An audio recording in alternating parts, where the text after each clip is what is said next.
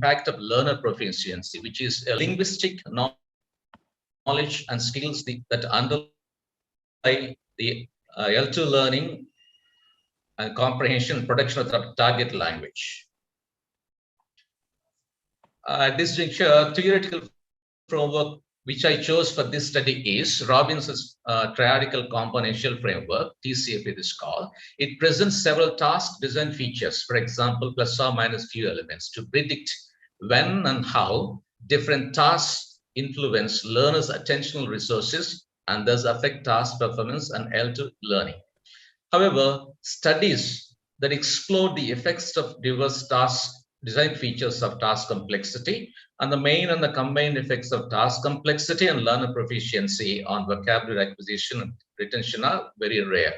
Hence, this study aimed to investigate the impacts of task complexity manipulated along two task design features, namely plus or minus few elements and plus or minus single task variable, and learner proficiency on task performance and target word retention. So the research questions are, how do different levels of task cognitive complexity manipulated across vocabulary tasks and learners' levels of linguistic proficiency affect task performance and word retention? The hypotheses formulated for this study are, learners' linguistic proficiency and task complexity manipulations significantly affect their performance in their vocabulary development task. Learners with basic level of proficiency will better recall the target words from the simple task version than the complex task versions. Learners with intermediate level of proficiency will recall a large number of words from the complex version than the simple task version. These are the hypotheses framed for the study. So there is research design and methodology I have adopted is mixed methods research because I have employed both qualitative and quantitative measures. The sample consisted of 130 students, undergraduates, first years, who spoke Telugu as their first language. Of course, they had 10 years of exposure to English language in the academic context. And they were divided into two groups, 65 of basic level and 65 of intermediate level.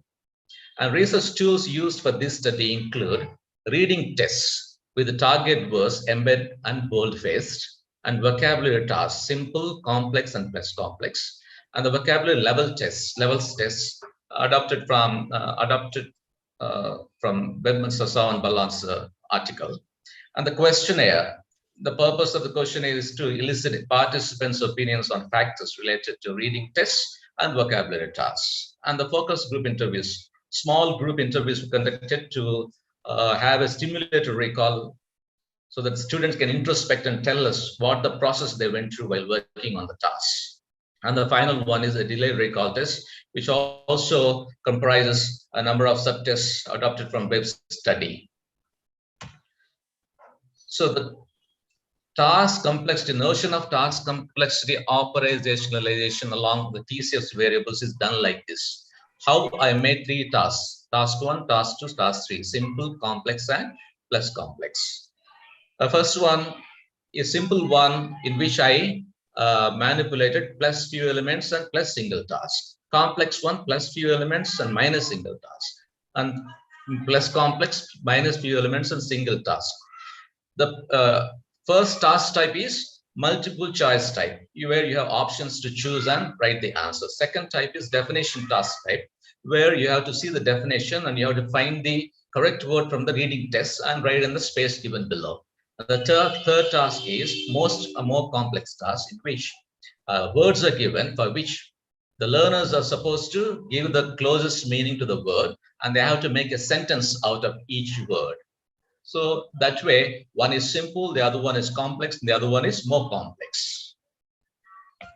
So data collection procedure is like this. In the first week, a word diagnostics test was conducted to ascertain learners' word familiarity.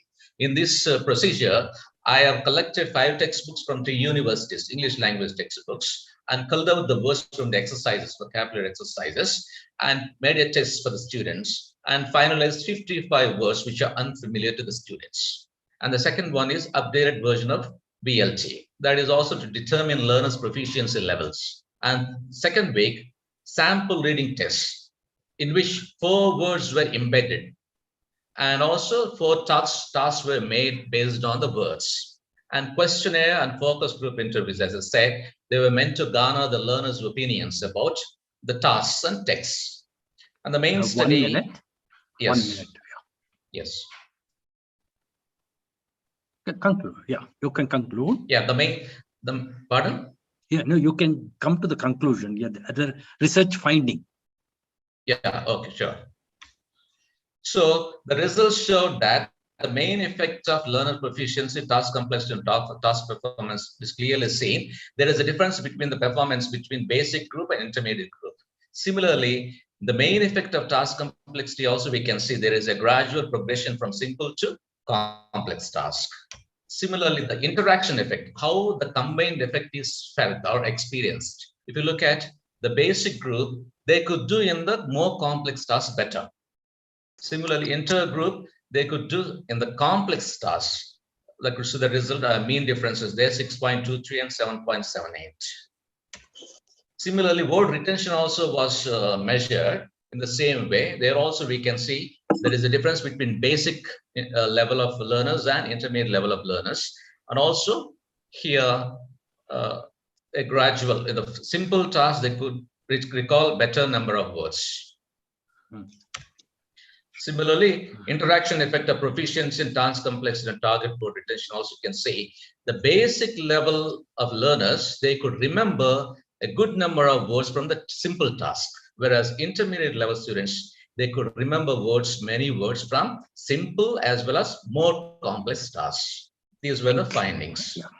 Thank you. Thank you. Yeah, I think it's a good research design. I certainly appreciate the good research design you have.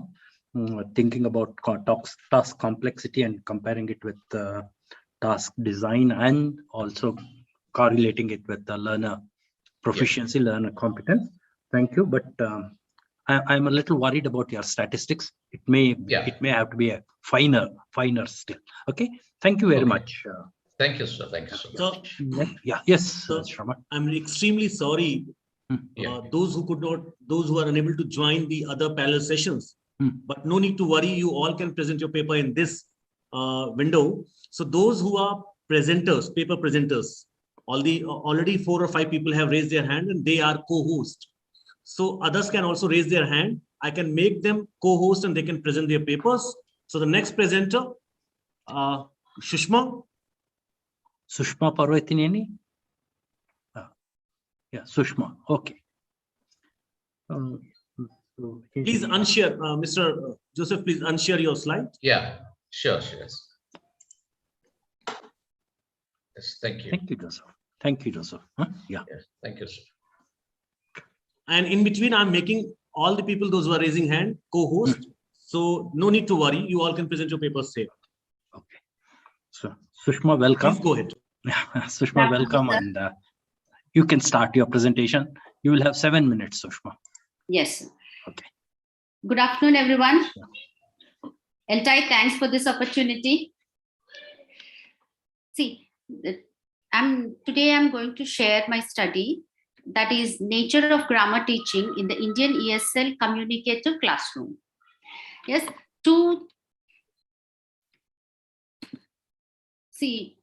things that stand out from the title are communicative approach and grammar in communicative approach. Yes, is communicative approach still appropriate? Yes, very much. It's still fashionable.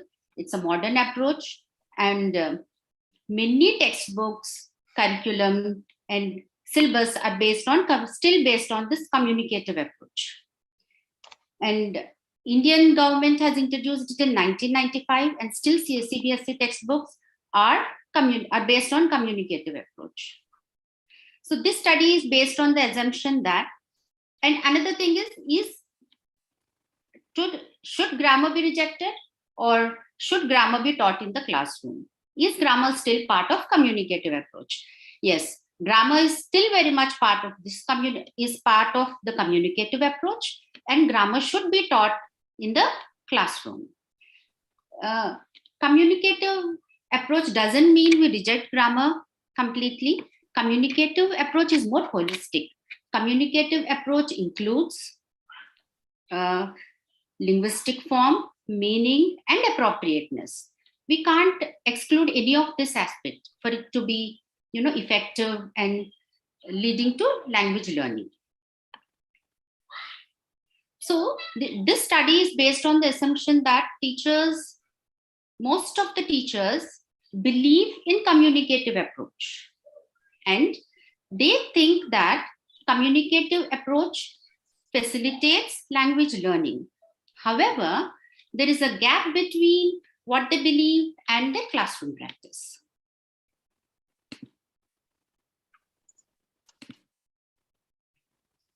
Therefore, in this context, this study examined the perceptions regarding teacher perceptions and their perceptions regarding communicative approach and their classroom practices were examined to draw conclusions.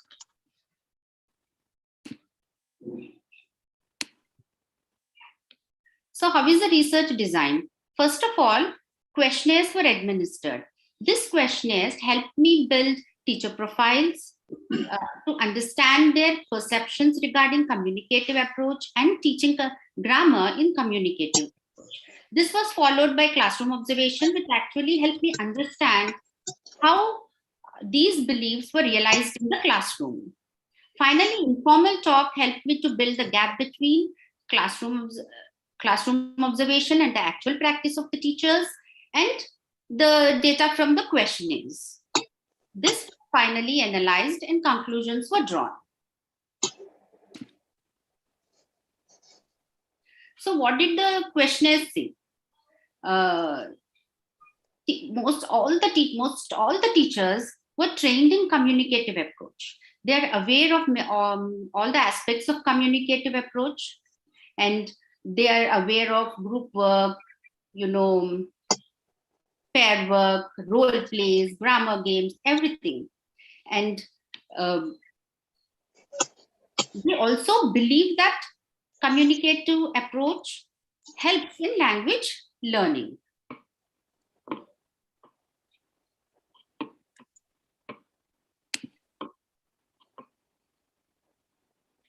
But, however, when classroom observation was carried out, it was observed that most of the classrooms were teacher-fronted. And if there are some 2 to 3 classes, English classes in every week were given exclusively for teaching grammar. And in these 2-3 classes, grammar was taught explicitly, where teachers, give the rules, explain the grammar part, followed by exercises. It was not, they were not teaching grammar in a communicative way. And the lessons were also teacher-fronted.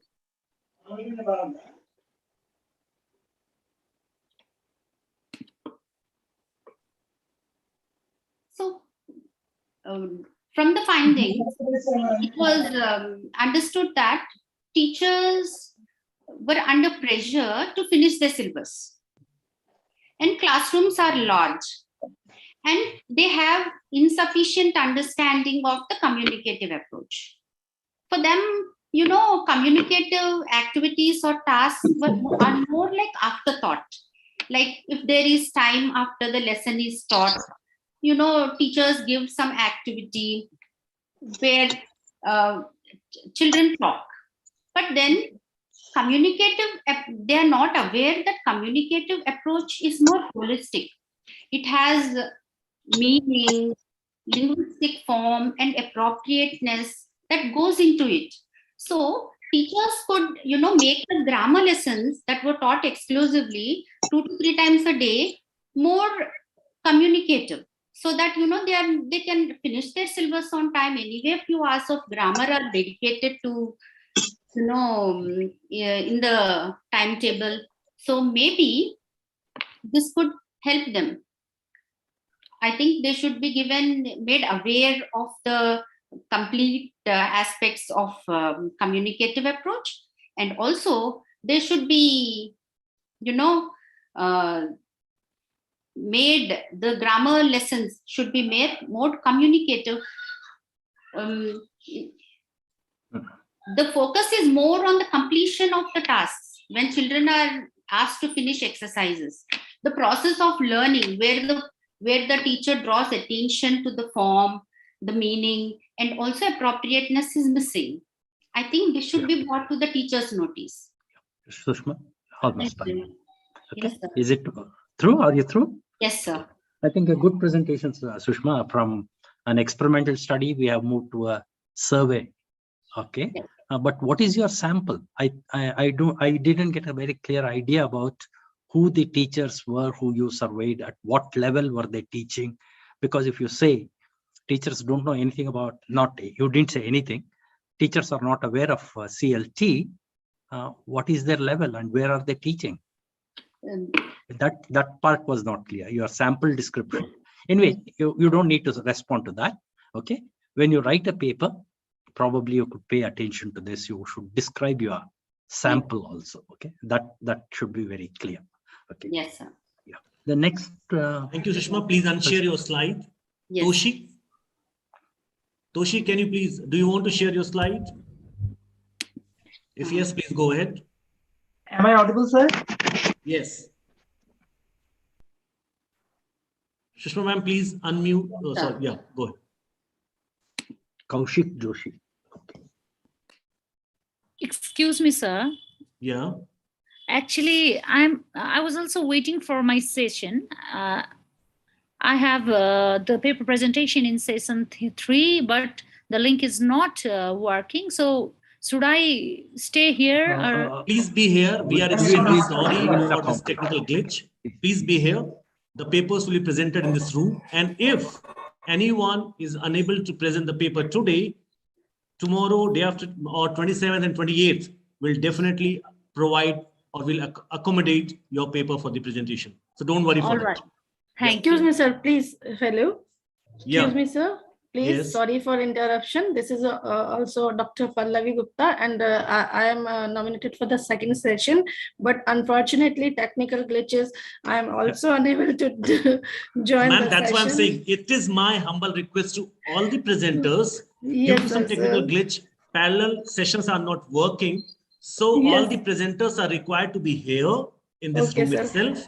We will allow them one by one to present their papers as time permits. And later on, if time does not permit today, we will accommodate your paper tomorrow or maybe on 27th and 28th. We'll definitely let you know. So please don't worry. Thanking you a lot, sir. Thanking you a lot. Actually, we are very confused what to do now. No, please be here. Don't worry. Okay, sir. Thank you. Thank you. Yeah. Okay, Toshi, go ahead. Yeah. Monra sir, over to you. Yeah. Mr. Kaushik Ghosh, would you share your slide? Am I audible, sir? No, sir, it's Toshi, not Kaushik, sir. It's Toshi. Yeah. Toshim Nela. Toshim. Okay. Yes, sir. Am I audible? Yes. I'm so sorry because I have a very low frequency network. So I'll just turn off my video. Is it okay? Yes, please go ahead. Okay. Yeah, I'll try to finish my slides in a very few time. So today, first of all, I would like to thank the organizers for giving me this privilege. And the topic for my presentation is Factors Affecting English Language Teaching of Undergraduate Level as Perceived by English Teachers in Mohokchung District. So these are the topics that I'll be discussing in my slides today. This is the map of the Mohokchung District. And in very brief, I would like to say that unlike the other states in India, introduction of English in Nagaland did not have any strong oppression by the public. So it was, and the common language the people did not have the common language. So the introduction of English was for official purpose. And the purpose for this study is after the introduction of English as the medium of communication for official purpose, despite people accepting it and educational institutions introducing English as the medium of communication, we see that the results from the students and are remarkably deplorable in Mohokchung District, and which is why the researcher in this present study has highlighted the problems faced by the English teachers at undergraduate level in Mokokchung district. Now, the methods and the samples used for this study is interview method, interaction, data recording, and questionnaires were also used. And the consultants are the English teachers and functional English teachers in the colleges. Now, in the entire district of Mokokchung, there are only 4 secular colleges, which we can see in the slides. And one of the colleges is government, and the other 3 are private colleges. And the strength of the students varies according to the colleges, and which makes a total of 20 English teachers from the 4 different colleges. Now, out of these 20 teachers, there are 13 teachers participated because they have certain reasons. Some of them are on study leave and so, which is why only 13.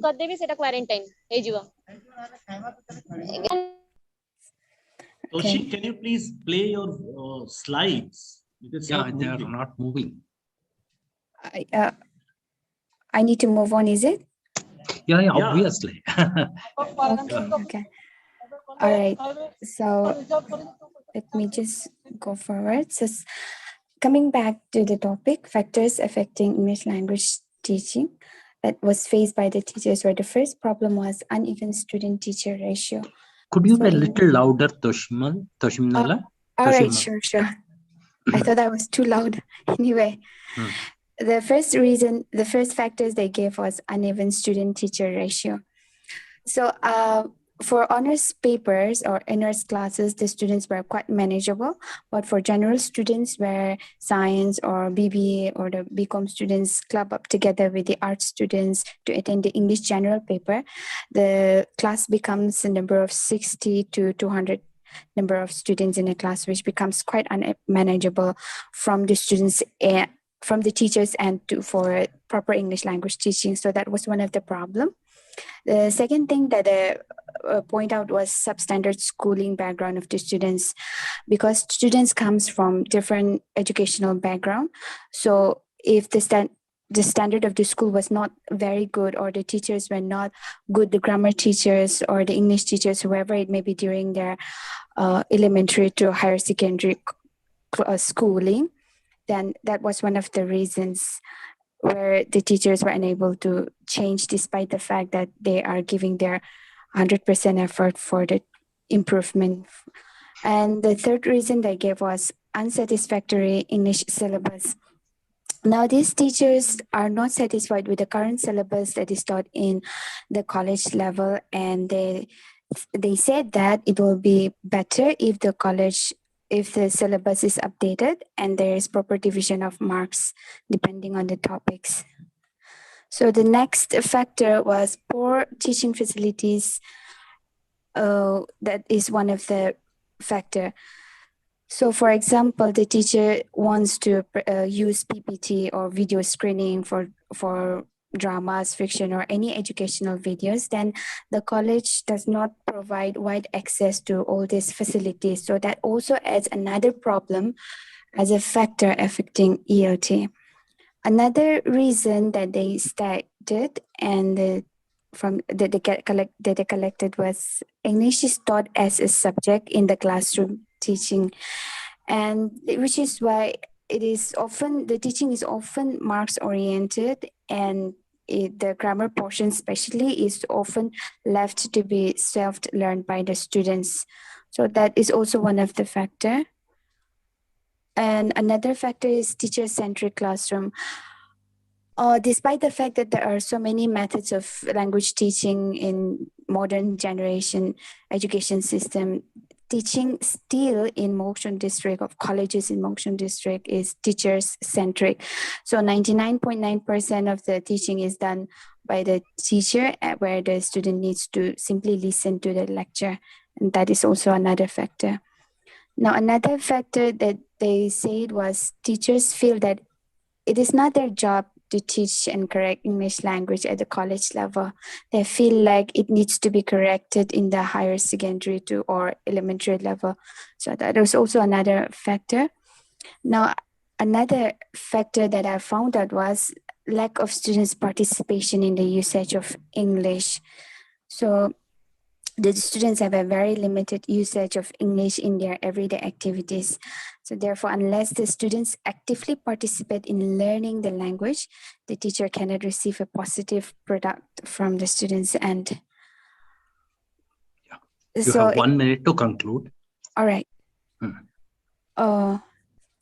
Efforts from both teachers and students and is required. And there is need for revival in the methods and system of teaching. So it will be better if English syllabus is updated, and the learners also need to dedicate actively involved in learning and using English. Meanwhile, the teachers can also keep on updating their professional development. Thank you. Thank you, Swashiba. Okay, you have made a wonderful survey and you have listed about 7 different problems. Yeah. I agree with most of the problems except that teacher-centric classroom. You cannot have a non-teacher-centric classroom at any time using any method. That's for sure. Of course, you can make it less teacher-centric. And you have also thought of solution in 2 different ways: active participation of the learners and changing curriculum. Good. I think you should develop a paper and write it. Next participant. Kaushik Ghoshal. Thank you. Kaushik Ghosh, sorry. Kaushik Ghosh. And all the presenters are requested to, if they are using their slides, to play it in PowerPoint show mode. Yeah. Good afternoon, everyone. I hope I'm audible. Yeah, you are. Is my screen visible, sir? Yeah, yes. Screen is visible. Please convert into PowerPoint mode show mode, sorry. Yeah. Yes, sir. Thank you, sir. Today I'm going to present on impact of electronic resources in English language teaching learning process in CBSE board schools of West Bengal, India. So for the next couple of minutes, I'm going to talk on this following points. COVID-19 pandemic has created a paradigm shift in education system. New opportunities and avenues have been created for online teaching. According to NEP 2020, I'm quoting para 24.4.6, appropriate existing e-learning platforms such as Swam, Diksha will be extended to provide teachers with a structured, user-friendly, rich set of assistive tools for monitoring progress of learners. Tools such as two-way video and two-way audio interface for holding online classes are real necessity as the present pandemic has shown. This present paper will put some light on the e-tools used by English language teachers during pandemic in their teaching learning process, and will also try to put some light on the effectiveness on using such e-tools. It will also give some suggestions to different stakeholders on how to make most out of these e-tools, and will put some light on to drive away different drawbacks of such kinds, and give some message to the developers of these e-tools, how to make these tools more effective for the users. So these are the objectives. I'm not going to in detail. Methodology. In the study, to collect the data, a set of questionnaire in Google Form has been employed with the English language teachers of different CBSE board schools of West Bengal. For the analysis of the collected data. Kaushik, can you please turn on your camera? Kaushik Ghosh.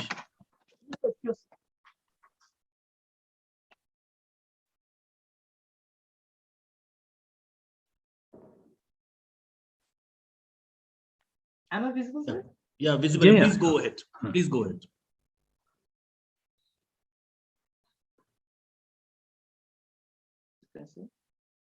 Continue, Kaushik. Yes, sir. Yes, sir. So for the analysis data, both qualitative and quantitative method used, and a table has been used for portraying numerical data. So I'm skipping these slides.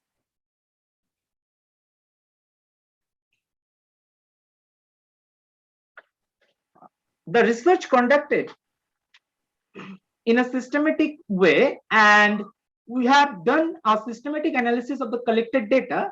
In the questionnaire, the researcher included both the open-ended and close-ended questions. The questionnaire has a total of 20 questions, and 15 were close-ended and 5 were open-ended questions among them. After gathering the responses of the close-ended question, the researcher assessed the data on a scale of 100 and portrayed it in percentage. The responses of the close-ended questions are displayed in a table. The researcher also made a detailed analysis of the responses to open-ended questions. I'm skipping this. So here we can have a quick look on the close-ended question and the responses I received. This is the list of open-ended questions. Now, findings. After making a detailed analysis of the numerical data, it is evident that online English language teaching during pandemic got some momentum in West Bengal, India. Services provided by Google is quite popular among the English teachers and learners. More than 71% teachers use Google Meet and Google Classroom to conduct their online English language classes. And also for conducting tests, Google Form is used by 77% teachers. For taking automatic attendance in online classes, web extension is used by more than 66% teachers. So now no more we don't take the attendance in pen and paper. For passing general class instructions, 67% teachers use WhatsApp as it is easily available and convenient to work, and it works in low bandwidth. More than 73% teachers use present screen feature during their online classes as it engages the language learners more. PPTs, video notes is widely used by teachers to teach different components of language. For PPTs and video notes, teachers have a mixed opinion. Some of them use ready-made materials available in the internet, and some make their own PPTs and videos. For the last 1 year, Diksha platform got some huge popularity.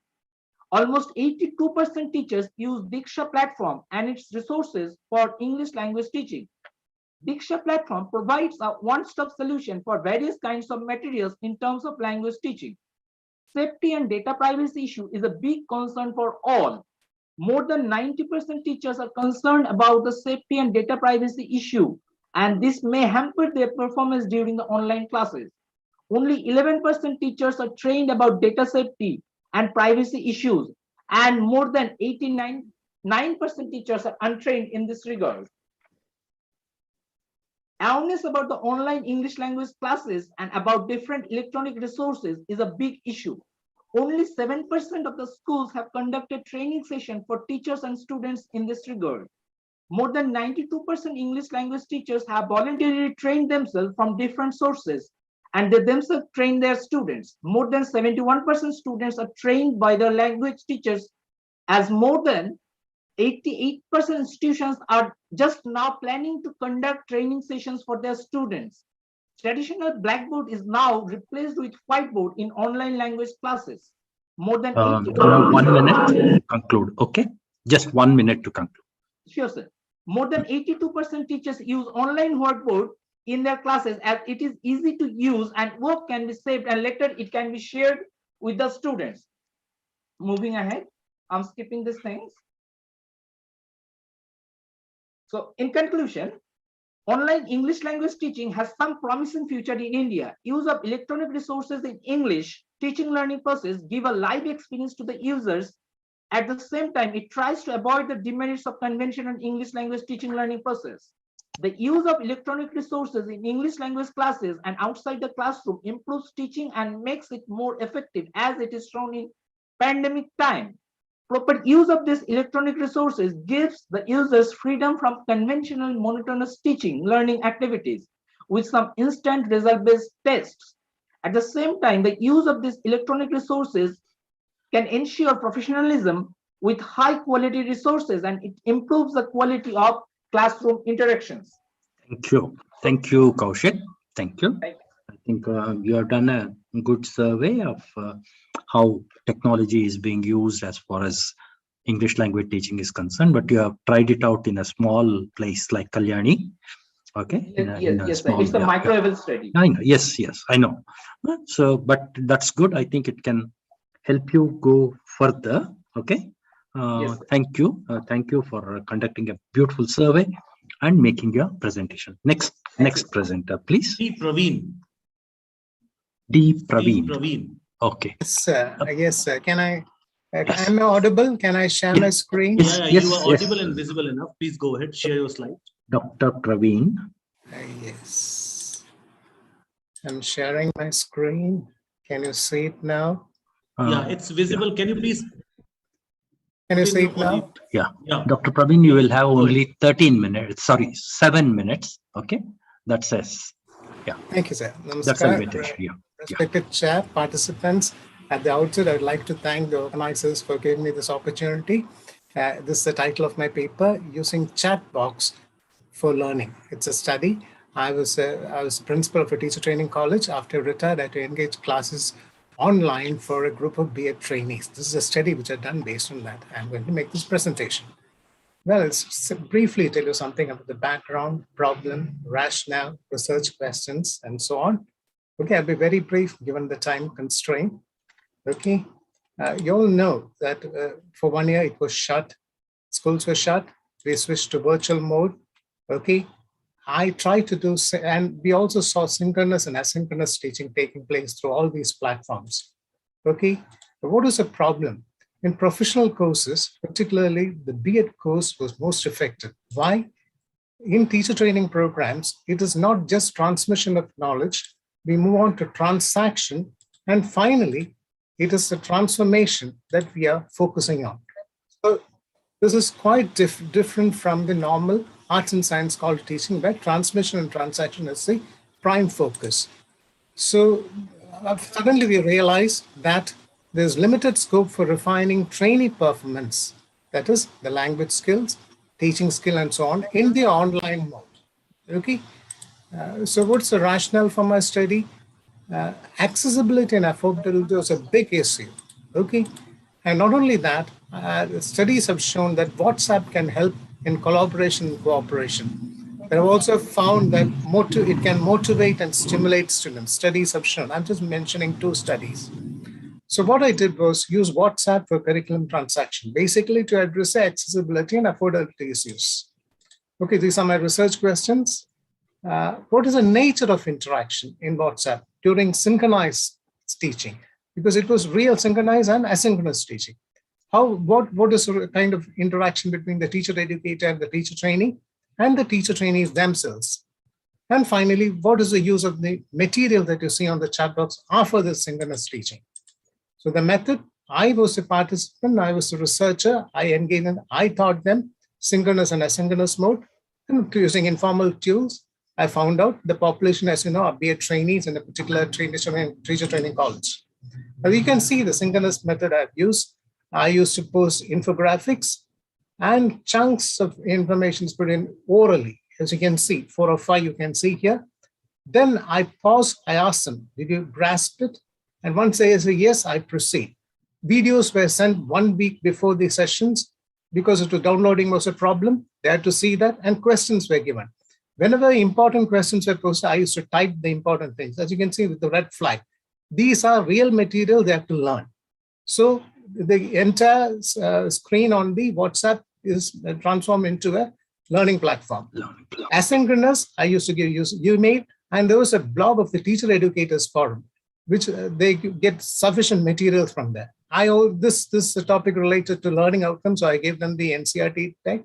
And here's a task for discussion. You see this in Africa, these are students, they didn't have a seat, and the classroom is flooded. I gave them a task. Suppose you were given a task, how will you go about helping them learn online? So there's a task was given. So what are my findings? The teacher, educator, and trainee, there is less inhibition among trainees to interact. And posting of responses by the smart students by indirectly helping the weaker students. 24 connectivity for clarifying doubts. And basically they could overcome accessibility and affordability issues. What's the nature of interaction between the teacher educator and the teacher trainee interaction? After 1 hour learning, they could continue the flow of learning. That used to happen here. And without inhibition. The typed chat was some kind of an added visual input. As you can see here, I was teaching them assessment. You know, they have to really see the real material. Here, this teacher has awarded 0 marks. So I used to ask them questions and they had to type and give responses. And that is there for long. Even after the class is over, even those who missed can come in. So what happens is this comes some kind of crowdsourced resources which can be edited and later used for teaching itself. So, and not only you have audio, video, all these are there. So it's a rich input. Okay. So there are limitations. This is a small sample. I did not check the hybrid mode and this together. And I did not know what is the real problem faced with learners with auditory and visual impairment. That's my, but what are the implications? Today, AI-powered chatbots are used, but for repetitive questions, it can easily work, but not everything, because you are focusing on transformation and just the online, the artificial intelligence cannot look at that alone. And more importantly, teacher educators need to explore this additional possibility. Why? Because we are still continuing the virtual mode of teaching. Okay, these are just few references. Actually, there are 15 findings. I've just restricted to very few given the time constraint. Please read my paper, which I've already submitted. Thank you. Oh, thank you. It's a brilliant paper. I liked listening to it. Okay, what I particularly liked was you're taking it from transmission to transaction to transformation. I think that's a brilliant idea. And the axiomatic statement you made, artificial intelligence is not the end of all. The live teacher has many more possibilities. I think that's wonderful, Dr. Praveen. Thank you. Thank you very much for your presentation. Thank you so much. Thank you, sir. An important announcement for all the paper presenters.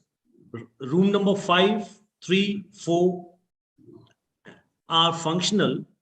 If you are waiting here, you can join room number 2, 3, 4, 5. And you are still in room number 1. So first 5 rooms are functional. So if you are waiting for your paper, please you can join at the provided link. Next presenter is Javed Hamidi.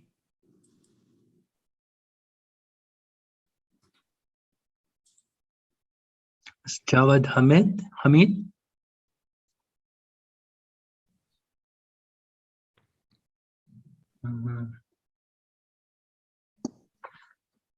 Javed Hamidi, are you here? No. Madhvi Voleti. Actually, I thought I saw her. Madhvi Voleti. Good afternoon, sir. Yeah. Okay. Good afternoon to all those who joined the session. Do you want to share your slide? Yes, sir. Yes, sir. I'm excited. Dr. Madhavi, you will have 7 minutes. Okay, sir. Yeah. So this is part of my PhD thesis, sir. Recently, I was awarded paid doctorate, and this is regarding continuous professional development of teachers through ICT and findings from my research, sir. So the first thing that it was firstly, I was given an opportunity to take classes at Andhra University PG Center by my supervisor and to collect data and to conduct my research. And there, from the preliminary study, I found that after 15 to 17 years of English medium education, all the students lacked language, lacked fluency, and also the content competencies are also below the expectations of the university standards.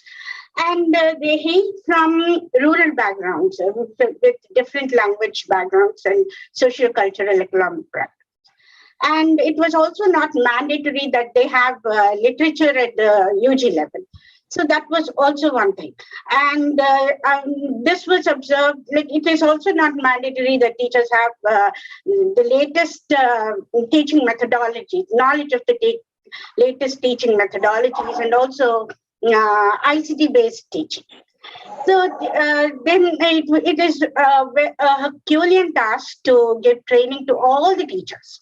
And especially at this time of pandemic, that is unprecedented, the unprecedented dynamically changing pandemic times, along with multi-pronged efforts are required.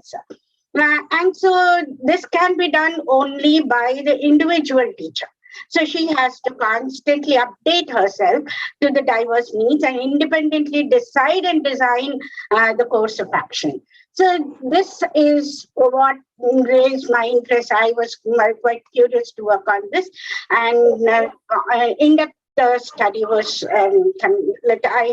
I studied all the teaching methodologies, research methodologies, and I found Krashen's comprehensible input theory quite easy up to my study. So the study is based on Krashen's comprehensible input theory and action research, because action research is so it is for the purpose of answering to the immediate challenges. So action research is, I thought, was quite apt for what the hypothesis of my study, where I found many challenges and I wanted to get some answers for those.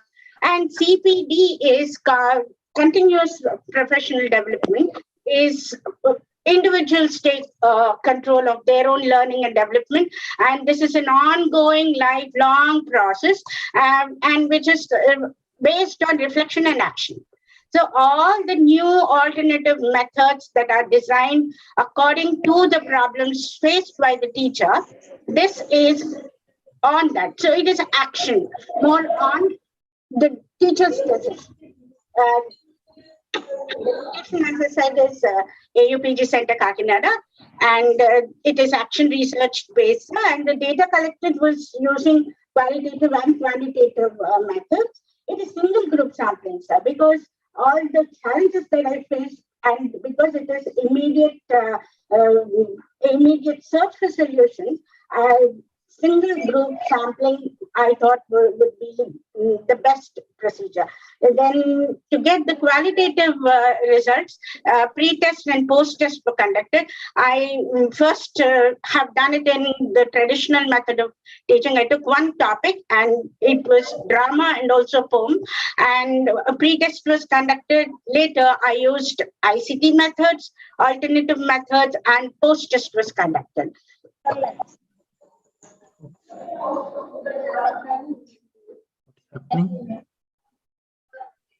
Continue, Madhavi. I think that's only a aberration.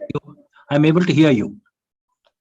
Sir, if you could just excuse me, I want to just go back to my slides. You are. Madhavi, madam, actually your slides are not visible to us. It's visible, your screen is visible, but the problem is they're not moving. Not in a PowerPoint show moved. So if you can do that. So now, sir? No. No. Okay, sir. Can you find out in the screen 86% written on your screen? Your screen sharing is on the screen, sir. So it's okay. I think let her complete her presentation. Yeah, okay? Please complete. Yeah, complete your presentation, Madhavi. And so now, sir? No, don't worry about the slides. You continue talking. Okay, sir. So words may inspire, but action creates changes.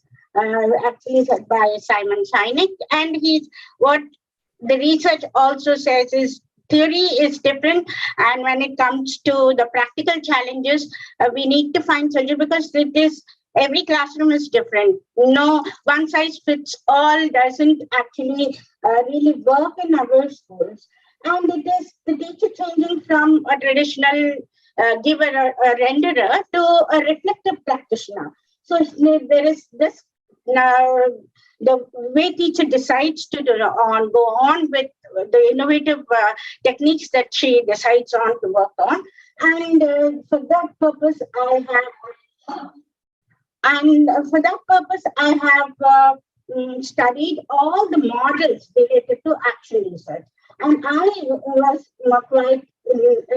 chose Predeterminants problem solving action research model, where it is where that can be conducted in the form of cycles, and it is iterative. And for that purpose, the tools that I have used is an iPad, Prezi, and Prezi is a tool where we can embed PowerPoint, YouTube, Google, MS Word, and Excel sheets. All these can be embedded on one canvas. So I found Prezi quite interesting and would solve my purpose. And this is the, in a nutshell, all the practical action research study that was conducted. By 1 minute to conclude. Sir? Just 1 minute to conclude. Yes, sir. So this is actually the continuous development. Whatever I found was quite will help in teachers honing their skills. So first thing is I have found it is reconnaissance, which means the pre-assessment of language and content competencies. Then accordingly plan, design teaching material, that is action research, and then implement them in the classroom, in the authentic classroom where the problems are really found. And then addition of digital multimodal inputs, a teacher can use them, like YouTube videos, where she can, with her teaching, with her explanation, these can help in getting the real picture. Like if it is a drama, Shakespearean drama, YouTube video, shots, videos will help in getting the real flavor of the time and the writer's intentions. And then the teacher has to make note of every discovery that she makes. That is teaching, it is reflections on action and inaction. So Thank all you. that Thank you, Madhavi. I think Yes. this slide actually is very comprehensive. The Yes. four steps that you have shown. Okay. Yes. I think that also gives a conclusion to your talk. Thank you very much. I think you have done a wonderful job using using ICT for CPD. And the best thing is, unless one develops on oneself, nobody can help. I think that's the principle of CPD. Good. Huh? Thank you very much. This is the statistical analysis, sir. Yeah, it's of the data, and it proved. No, I think now we will have to move to the next. Oh, thank you, sir. Okay. Thank you so very much, much. sir. You've done that. And your students, sir, actually. At EFLU. Okay, thank you. Thank you. Nice meeting you. Yeah, I'm happy. I'm happy to see you again. Okay. Yeah. So shall we move to the next person? Thank you so much. Yeah. Next. Preeti? Next Preeti? presenter, Shava. Huh? Yeah, Preeti, are you here? Preeti. And apart from this, I have shared link for room 3, room 5. So those who are willing to go in that room, they can join from there.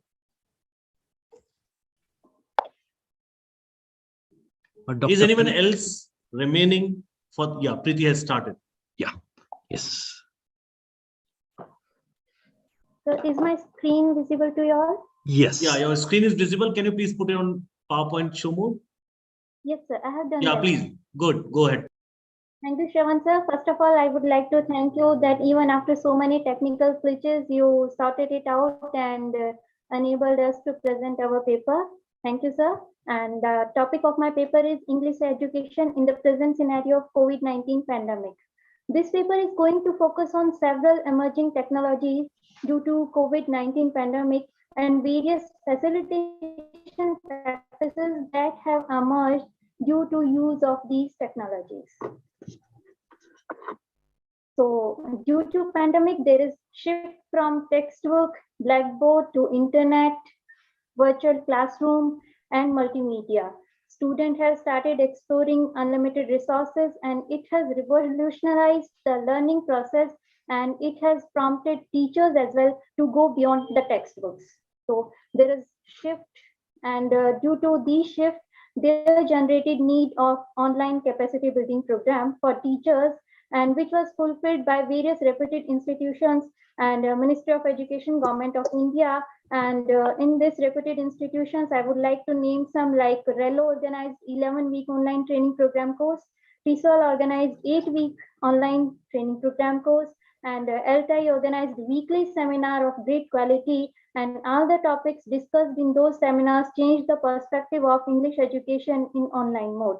Apart from this, under Ministry of Education, Government of India, NCERT initiated many series to orient teachers, and there was initiated called Mano Darpan initiative, which was taken by Ministry of Education, Government of India, for mental health and well-being of students, which was very necessary to be taken up at that time, because everybody was not feeling well, not physically, but mentally or psychologically, everybody was disturbed. And in this same line, Directorate of Education Delhi organized a learning improvement cycle. There were 10 cycles, but learning improvement cycle 7 was totally focused on social and emotional well-being. And there were a cluster leadership development program, which organized meetings every month, was also focused on the same social and emotional well-being. After these online capacity building programs, there was some increase in availability content as well, as we have seen that teachers started preparing their own videos, and they shared those videos in WhatsApp group and various other media, and students explored those videos. Apart from personal initiatives of teachers, NCERT also did a good job, as it has developed large number of educational audios and videos, and it telecasted those videos through 12 DTH TV channels. And the availability of those videos were 24/7 hours, that whenever a student is free, they can access those videos, they can enhance their learning, so that students' learning is not hampered. CBSE also did a good job, like it developed a repository of 10,000 e-learner content pieces with the help of various institutions. Some affiliated schools, government school teachers also come forward to enhance this repository. What was the impact of these initiatives? Like online trainings were given to teachers, there was development of e-content. The impact of these initiatives was students and teachers formed various groups, they used various methods, various apps like WhatsApp, Telegram, WeChat, Messenger to take classes, to enhance their teaching learning processes. So there was paradigm shift in teachers' delivery of education and student perceiving those education. Teachers get unable to access student learning by Google Form, online quizzes. Otherwise, earlier, many teachers were not aware of these assessment modes, that assessment could be done in online method or by using Google Forms. The Directorate of Education also distributed various kind of worksheet of every subject to students in WhatsApp group. Specific link was generated, and a student access those links, and they can learn their chapter from those worksheets, and some practice worksheets were also given to them, through which teachers can assess the students as well. In this way, a wealth of resources have been developed during COVID in the form of e-content, whether it was in the form of audio or video or e-content or any other. The next, I told that due to the impact, there was evolution of various facilitation practices. Like the first one, as teachers started asking open-ended question in an online mode. And it helped them to build a connection between teacher and student. And also teachers started come to know about their students in a better way, that how to motivate them, how to come to know about their preferences, how they are feeling in an online mode. The next teaching practice I would like to share, that sometime when teachers started taking classes, they felt that there is a shift from focused discussion to like a teacher is teaching something and student interrupt in such a way, or that the main focus is shifted or diverted. Teachers learn how to keep that focus on the same topic, and teachers learn not to force the discussion, that no, you can't say or you can't divert from the topic, but teacher has to work more smartly online by keeping engaging their students and not to veer away from the structured path. Ms. Preeti, you have 1 more minute to conclude. Okay, Teacher also started using some icebreakers that whenever they feel that some students are not actively participating, they put some icebreaker that you have to tell me any adjective starting from the first letter of your name or any other icebreaker they use to break the monotony. Students also started showing their presentation in show me mode, that if if they are not able to share their presentation, they can on the camera and show their work. And some students also learned that how to show their presentation, like I'm presenting my paper by sharing the screen with all of you. It's live example of that thing. And the students also give their responses through poll. This is a new method generated during this COVID, that teachers took a poll. You can see the slide that a teacher is asking which one do you use most often, and in just few minutes or second we come to know that so many 0% are using Insta. It's a live question asked in a classroom, and 12% were using Zoom, 88% were using WhatsApp, 0% were using Facebook and YouTube. So through poll, in just few minutes, we were able to please conclude. Yes, sir. And if I would say that after online community building sense, finally I conclude that online learning has provided the opportunity to teach and learn in innovative ways. So many innovative ways has been generated, as we have seen in various slides, and various online platform and group forms has been explored by students. And we have moved to online learning, which will act as catalyst in future for educating our students in a better way. Thank you. Thank you. Thank you very much. I think you are in a lucky environment, working in a place like Delhi, where you have lots and lots and lots of facilities.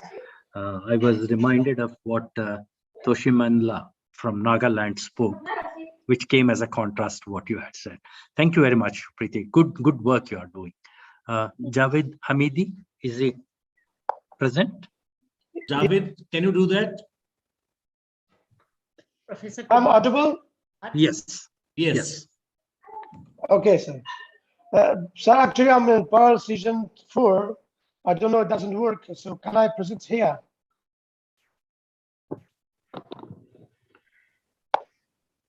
Professor Kumar, I'm Dr. Amita Devi, and my session number 6 is not working.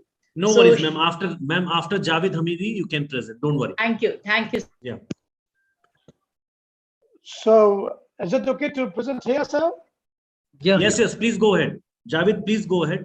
Okay, sir. Okay. Mohana, sir, over to you. Yeah. Mr. Javed Hamidi, you have 7 minutes to make your presentation. Please start. Okay, sir. I'm just starting, sir.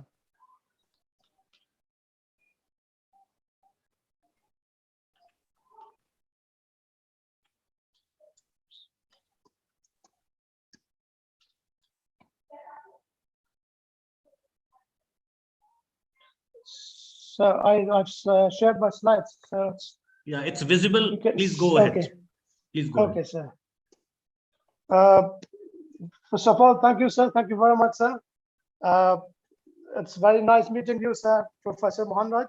Sir, I'm your student from 2010-12 batch at Equitable University. I'm not sure that you remember me, but it's changed. Sir, my presentation is about the implementing communicative tasks in the ESL or EFL classroom. Actually, sir, it's a semester review, which is data secondary data, so it is not a first data. So I will explain and also show that's how teachers, EFL and ESL teachers can implement communicative tasks in their classrooms. So as teachers, we all know that needs for having better communication skills in English has established a great demand for teaching English and learning. So therefore, I try to elaborate the ideas of praise of communicative language teaching and how this approach helps teachers and students to be active and help their students to be engaged in the classroom. So the main objectives of this research, or this paper, that's coming up from different articles and very valid research papers, is to help ESL teachers to be able to understand communicative language teaching underlying principles, to distinguish oral practices or drills with those of communicative tasks, and to familiarize with different types of communicative tasks, and also to design and implement communicative tasks in their classrooms. Before starting about the talk about the communicative task and about what is the difference between those activities or drills that we are using as a kind of practice and classrooms, let's talk about what is a task. So as David Noonan in his chapter Designing Communicative Tasks in the Classroom, he's saying that a task is a piece of work undertaken for oneself or for the others. So he gave examples of different types of doing a task. That's painting, dressing a child, filling out a form, shopping, typing a letter, all these kind of tasks that we are doing in our real life. So that could be soon as a task. So what about the definitions? That's what is the really differences between the oral practices and the guided practices, and also what is the communicative task? Here are some few definitions of those kind of that we can understand about the guided practice and also the communicative task. Before starting this, talking about that, Larson Freeman in her book Techniques and Principles in Language Teaching is simply distinguishing the real communication with that those of oral practice. He's saying that if the speaker and listener knows the answer, and so the answer of the question, so there's the real communication never happens. For example, he's saying that if I know as a speaker that today is Tuesday, and I'm asking a listener, what is today? And he's simply saying that today is Saturday. So a real communication never happens. So she says that and argues that a real communication happens when there's an information gap between the speaker and listener. So therefore, he's saying that that's kind of communicative task. But in a oral practice or guided practice, he's saying that there's no information gap. Whatever it is given by the teacher, giving the syllabus as an oral practice in the form of dialogue and the audiolingual method, and also in the form of conversation and direct method, or as a form of structures, an oral structure approach, it could have some kind of lines of oral practice, but it is not a communicative task, because she is saying that the focus is very restrictive, and also it is focuses mainly on about the particular elements of grammar, vocabulary, pronunciation, and sentence structure. But a communicative task is something that, as Noonan in 1989, she's explaining that a task should have a sense of completeness, being able to stand alone as a communicative act in its own right. And also, a communicative task is a piece of classroom work which, as far as possible, resembles activities which our students or other people carry out in real life, in everyday real life. So that's called the communicative task. As we have different types of communicative tasks, here there are some types that I put up here, like think, pair, share, discussion, role play, 3-steps interview, jigsaw reading, problem solving, picture strip story, and some more on other communicative tasks. So the communicative tasks are more authentic. You have 1 minute to conclude. Okay, sir. So I'm just giving some examples of that types of communicative tasks. So there are some communicative tasks that really help students to be engaged in the target language, using their own expressions and own ideas about the language. So there are the components of task that we are talking about. What the task includes actually the goals. What are the goals of the task? What's the teacher role? what is the input, what is the learner's role, what is the activity we should do it inside the task, and also the settings.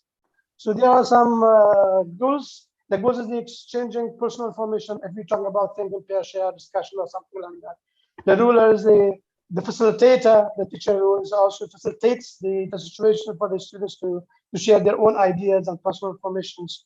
The inputs, they could be the situations, any kind of information which is given as a hint for the students could be an input, and also the ideas of the students' expressions that they themselves given in the classroom could be their input. So activities, it can be a think, pair, and share as a task, or could be a discussion. And learners, conversational partners, and communicators of the students, sitting as peers and whole class. I think so the you conclusion, should conclude. that's the conclusion. Yes, sir. Yeah. The conclusion is saying that as we find out through, and I was reviewing many literatures, the findings shows that the communicative task or communicative language helps learners to become autonomous and long-lived learners, because tasks give them enough opportunities and chance to freely express their ideas without any limitation and restrictions. While on the other hand, if you talk about the oral practices or guided practices, the vocabulary and the structure, everything is very restricted and limited. So the teachers will not have enough chances or opportunities to give their own outputs toward that. So it is very restricted.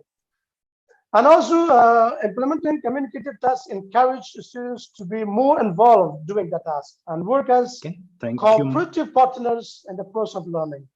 Yeah. Thank you, sir. That was thank you. That was very little, sir. Yeah. Yeah. Thank you, sir. Thank you, Dr. Javed. Now, next we have Dr. Amita Srivatsava. Yes, thank you, sir. I'm sharing my screen. Yeah. Mona, sir, I think she's the last one. She should be the last because I think Prantik has already joined. Yeah. Sir, this is Divangana. So this is Divangana. Those of you who are not here. Sir, can you hear me? Yes. Yes, Mamta. Sir, I'm Divangana. Yeah. Please go ahead. Are you trying to say something? Sharbani Mishra?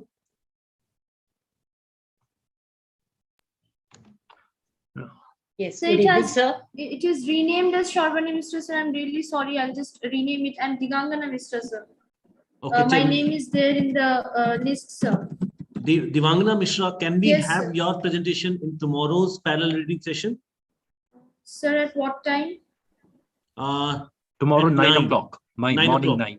In the morning? Okay, sir. Yeah. Okay. Sir, sure. Yes. Links will be shared after this session, after this paper reading session, during the parallel discussion. Okay. So sorry for the inconvenience caused.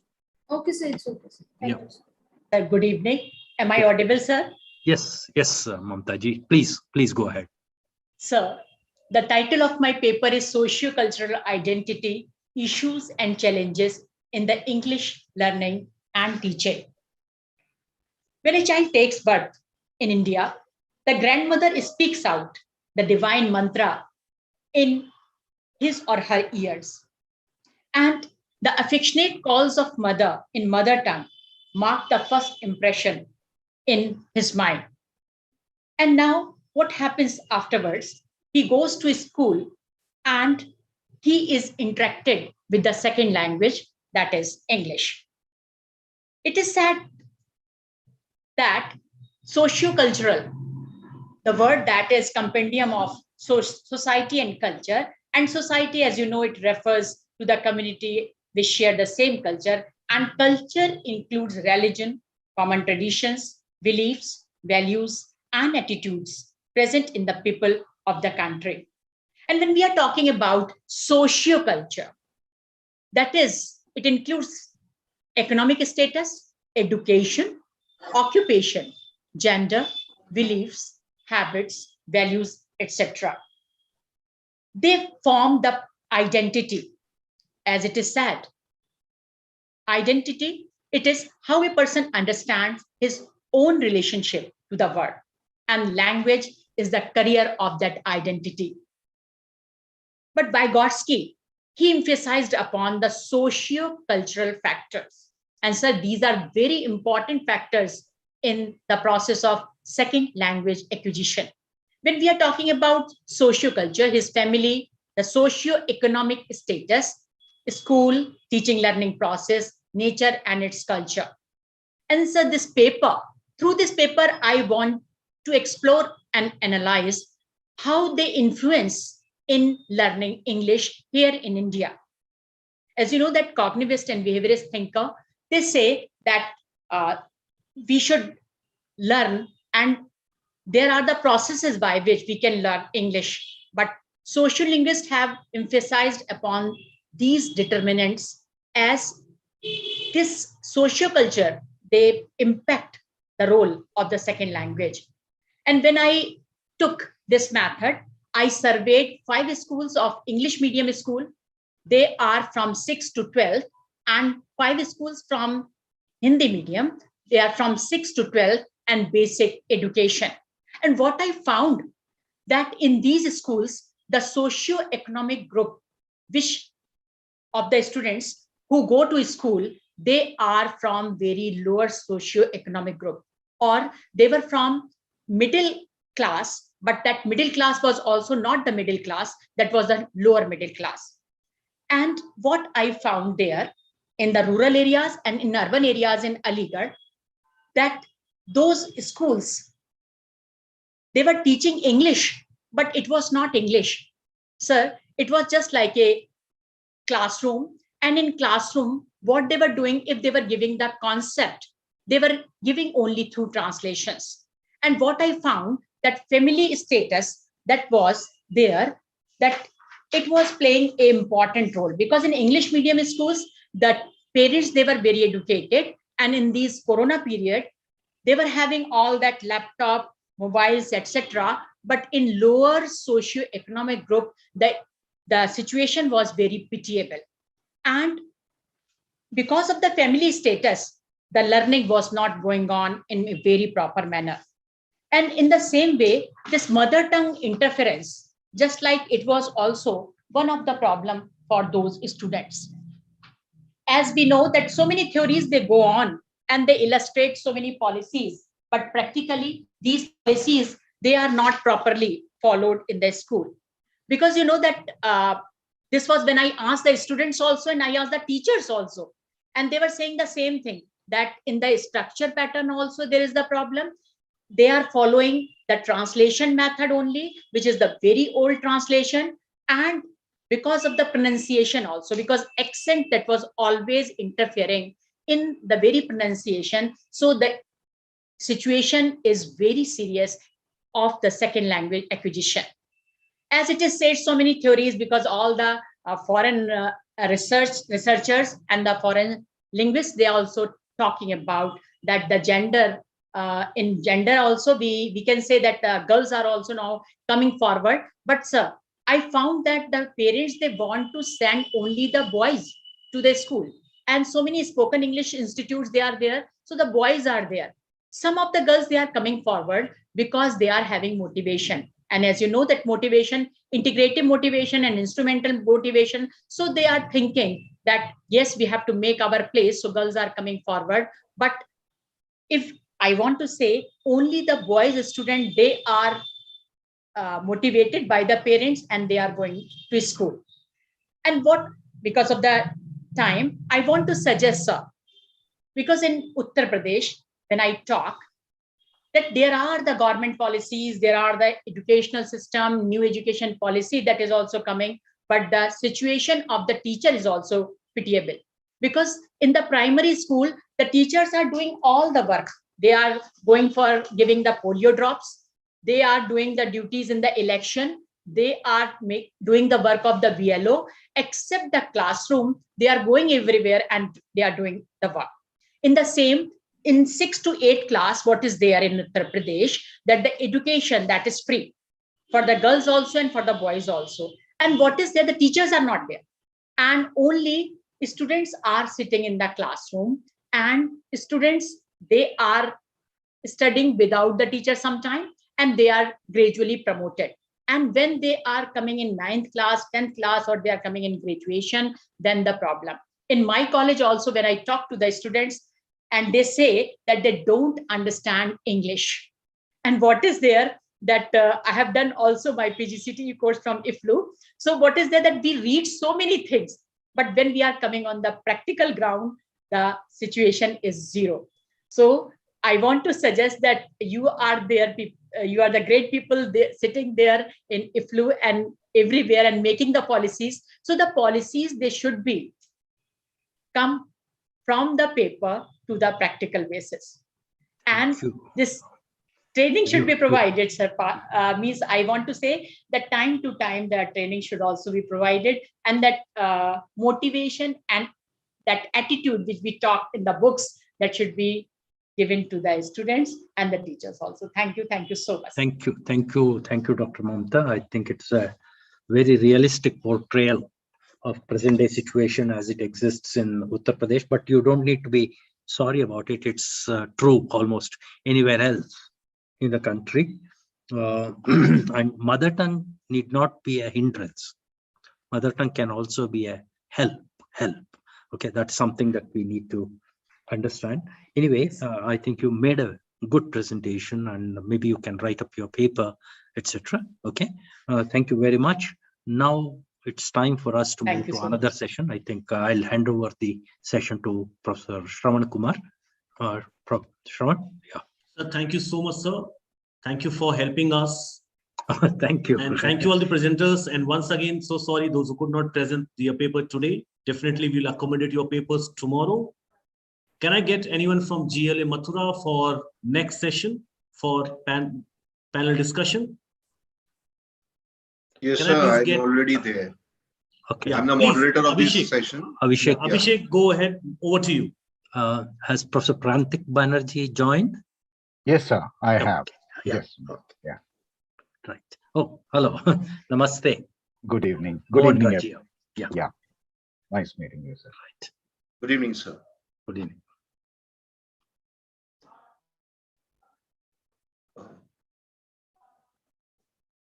Shall we begin, sir? Yeah. Or are we going to please take? Go ahead, Abhishek. Shravan, from other rooms, have the participants come, or are they all here? No, sir, not yet. Not yet. So how do we manage? Because I was chairing one session, left it with Dr. Harvinder. And I think in number 8, a couple of people are going on. Session 5 over. No, I think we will have to alert them, because this panel discussion, it's a plenary. We have to get back to the plenary. In 2 more sessions, a few participants were there. Those who are present, they presented the paper, and after that, the session is over. Yeah, Manish, if somebody is not able to present, I think we will take them as rollover presenters and take them tomorrow and next week. Okay. Yes, sir. We will manage that. Yes, sir. Sure, sir. Okay. Thank you.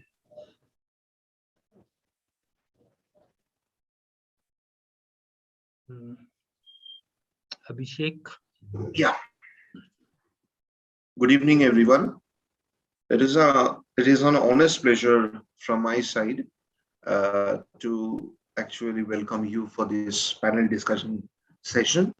I believe just like life has its ups and downs, and even a water droplet has its ups and downs, we had our network had its ups and downs today. But let's not look at the worst things. I guess there is a lot to learn from those things that teach us our mistakes. And in fact, from this session, I expect that I'm going to learn quite a bit, because we have an elite panel over here. Seeing the names, it makes me stutter. And already we have our chair present, Dr. Prantik Banerjee. It's an honest pleasure and humble. I humbly lie I mean, like I'm a junior to you, and there's a lot to learn from my side. So he's the chair, and to just introduce Dr. Prantik Banerjee to all of you, I would like to tell you that Dr. Prantik Banerjee is associate professor in the Department of English at Hislop College, Nagpur. His areas of interest are, interestingly, he has a varied area of interest. His areas of interest are pop culture, film theory, medical humanities, pandemic literature, gerontology, postcolonial studies, trauma theory, and disability studies. He is also involved with higher education policies, quality assurance frameworks, and curriculum design. His recent publications include cultural studies, text and context, theory in praxis, discourses on literature and culture. His writings have been published in several anthologies, including Globalization Reader, Nomadism Reader, Asian Literature in English, Films and Literature, Conflict Studies, and Race, Caste, and Gender. He is on the editorial board of several international and national journals. He has been a keynote speaker at webinars and conferences and a resource person at HRD centers of many universities. He is also a published poet and a short story writer. He received the CLR Award for Best Writer in Experimental Fiction in 2021. Welcome, sir.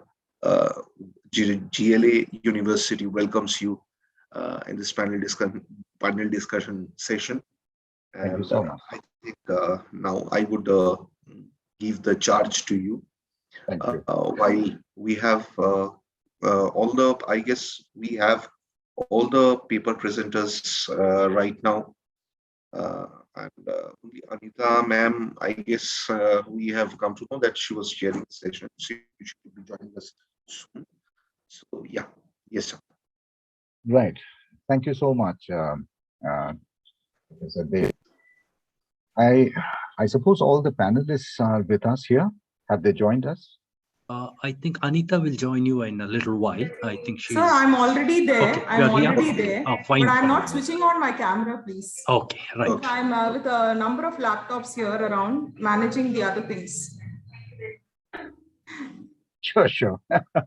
The conference is also organized at my end, so that is the reason. Okay. Right. Well, gone are the days when you used to play musical chairs. These days we play musical chairs with laptops and desktops and smartphones as well. But Anita, Ramani here. Anita. Yes, Ramani, sir. Yeah. Yes, sir.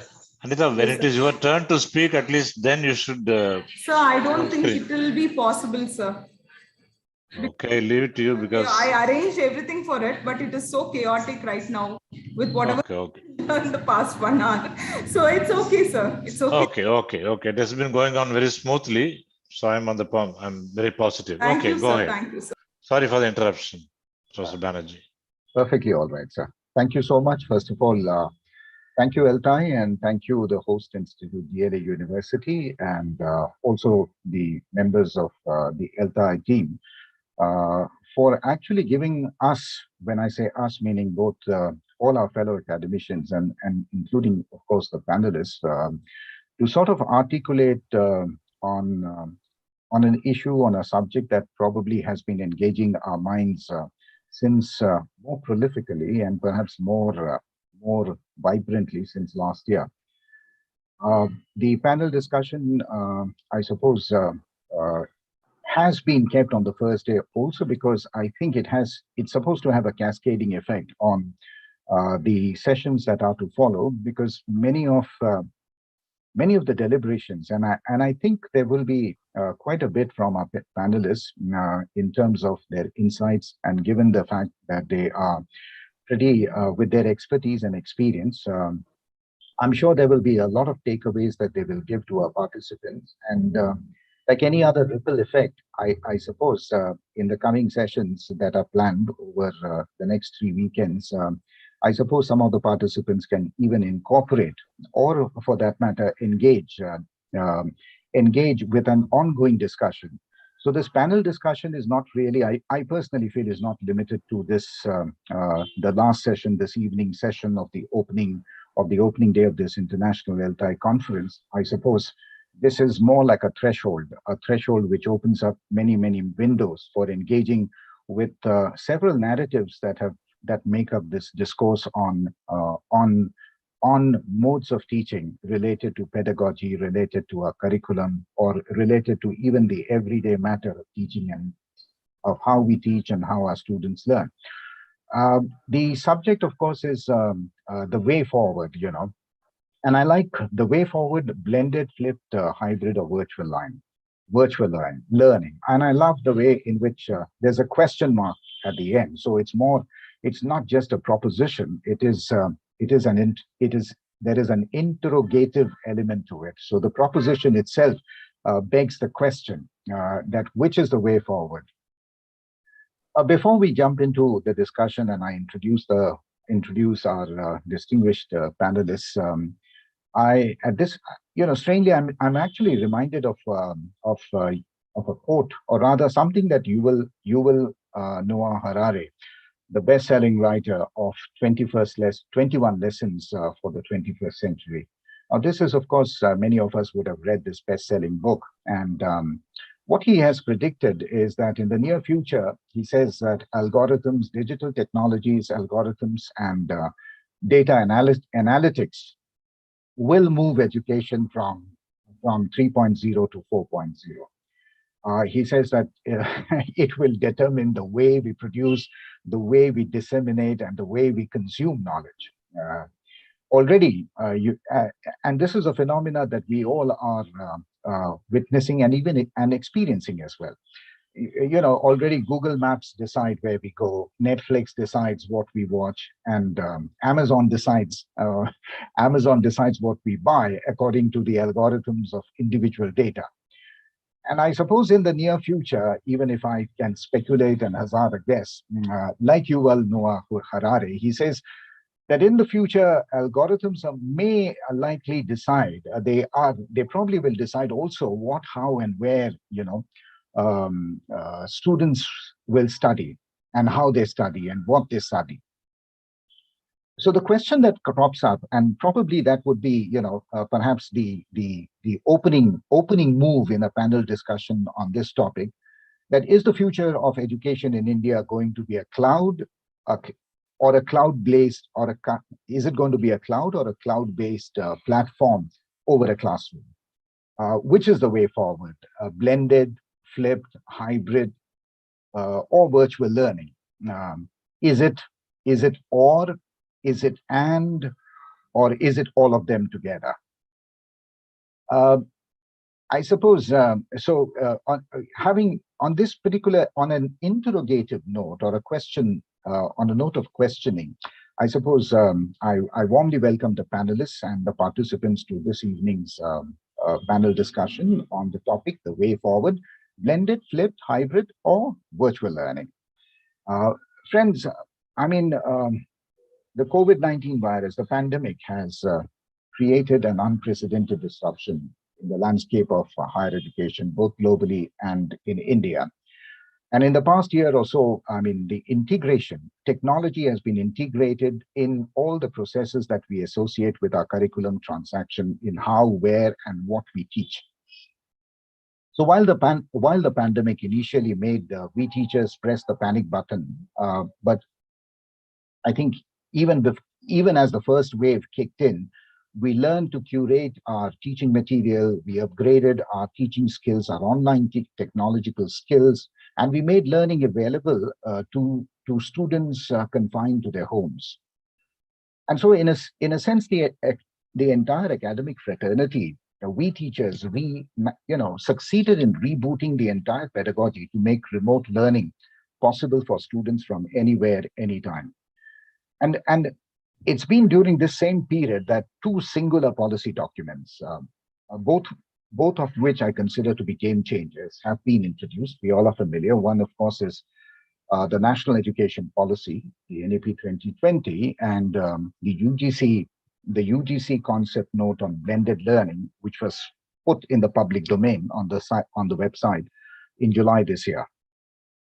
So I feel that the two policies, in fact, are aligned together. They are in sync with each other in terms of aims, objectives, as well as the policy procedures or even the implementation plan. And the two policies sort of provide a roadmap for how teachers, students, and other stakeholders of education are going to take education forward in India. With these opening remarks, well, let's set the ball rolling for the session. And I'm joined by 5 panelists. Let me quickly introduce them.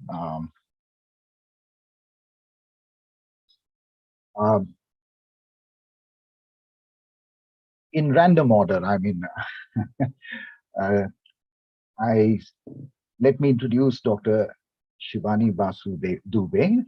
She is an associate professor in English in the Bhopal School of Social Sciences, which is an A-grade college. And Dr. Shivani has 22 years of teaching experience, and she has done a doctorate on Girish Karnad's play. She has 2 books to credit. She has also presented research papers at various national and international conferences, published many articles. She has a number of UGC minor and major research projects to her credit, and is often invited as a resource person for various faculty development programs. Currently, she is engaged in doing an ICSSR major project on, interestingly, on social science aspects of COVID-19. Welcome, Dr. Shivani. Thank you so much, sir. Thank you so much. The next panelist that I'd like to introduce is Dr. Nadine Singh. She heads the Amity School of Communication Enhancement and Transformation at Amity University, Lucknow. She has over 21 years of experience in the field of English language instruction. And Dr. Singh is a person who has won many accolades. She was among the 25 teachers chosen from all over India in 2014 by RELO for an exclusive program on English language teacher training. She is also the recipient of several international scholarships. She's been involved in 3 prestigious fellow projects sponsored by the US government as principal investigator. To her credit, she was the only professional selected from India in 2019 for the coveted US Department of State scholarship for a teacher training or a teacher exchange program. And in 2019, I must make this as a special mention, Dr. Singh was awarded a letter of appreciation by the President of the United States of America for work in the field of English language teaching. So she, besides her academic accomplishments, she also has edited 2 volumes and 1 book and several book chapters in research papers. Welcome, Dr. Nadine Singh.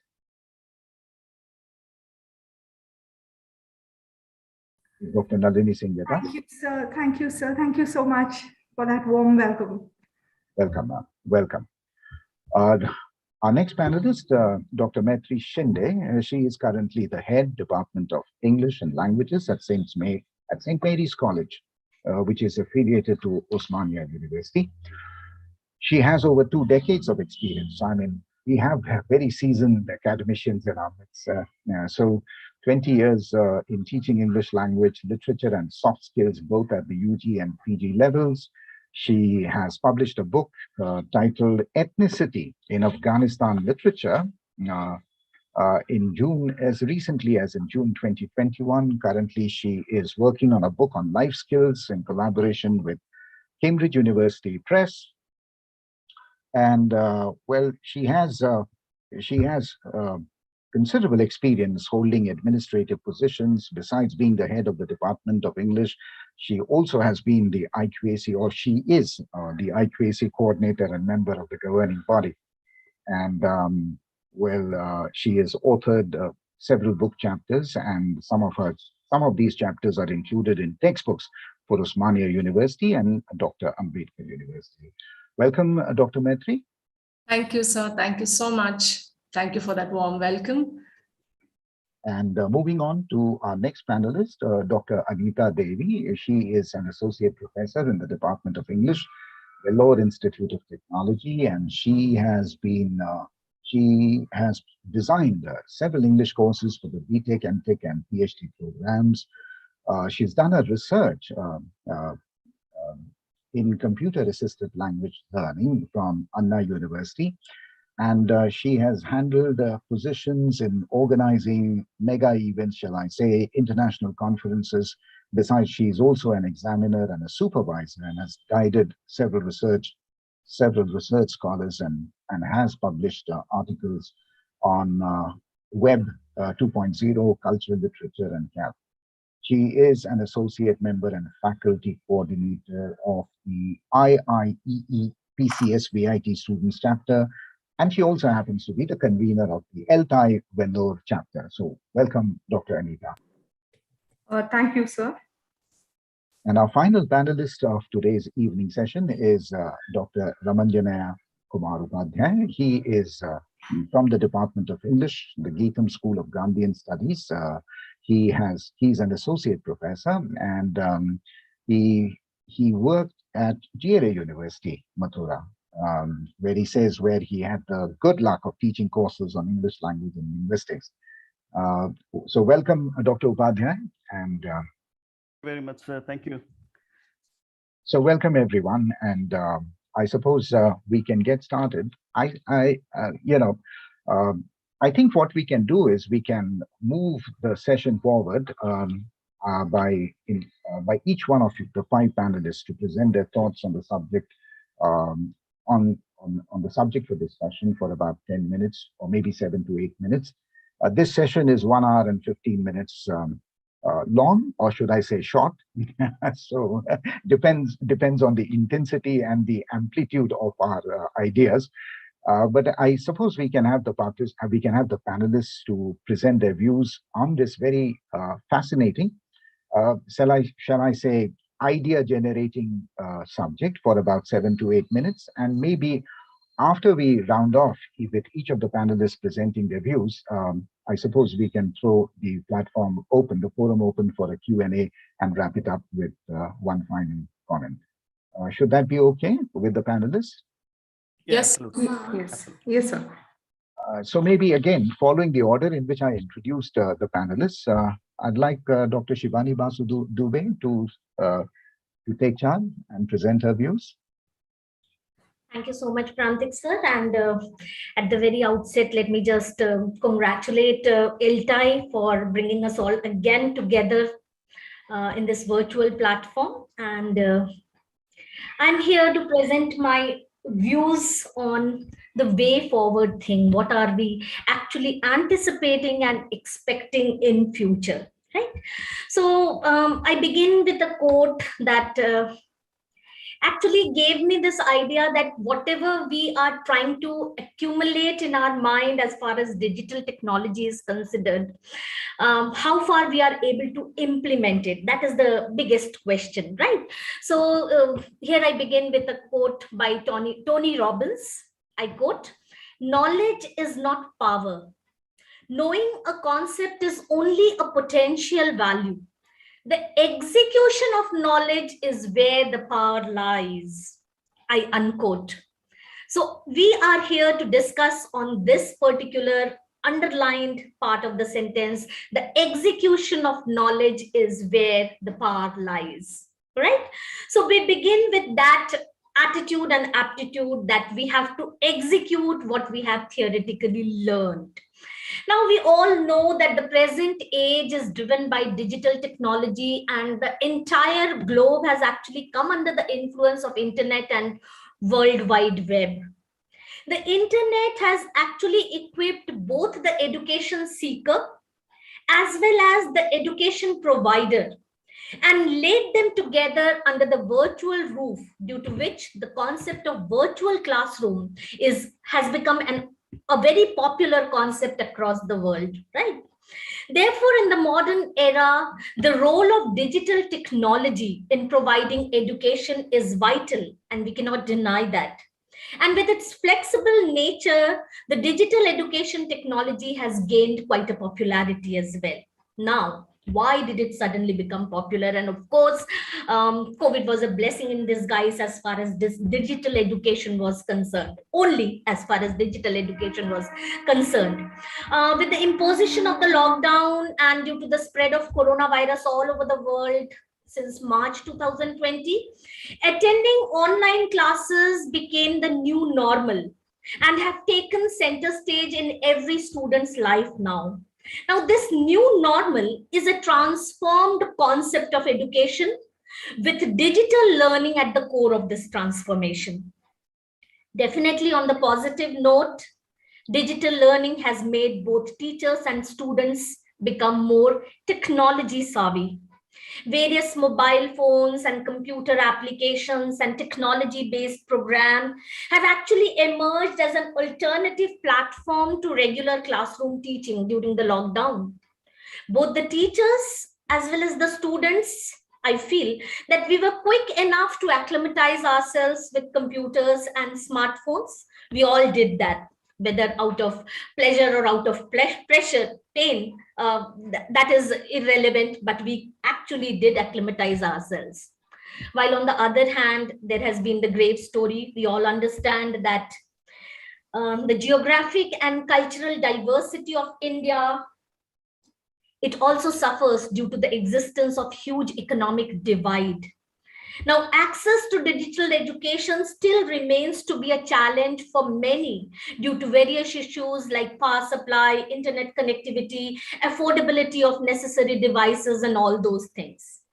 A robust and comprehensive strategy is actually the need of the hour at an institutional level to address these concerns, at the government level as well. Digital education has emerged as a sustainable and suitable alternative amidst this chaos caused by the pandemic, of course.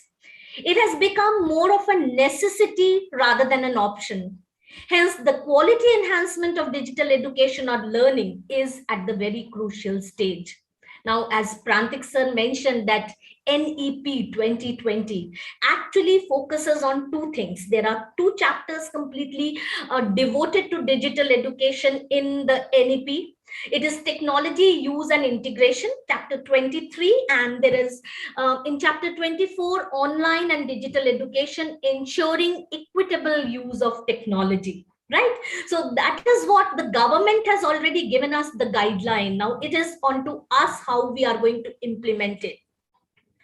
Online teaching or digital learning is an opportunity to address actually the long-standing shortcomings and inequalities of education system which pervaded in India. So digital transformations actually connected the campuses, and blended learning have become the norm for the Indian education sector today.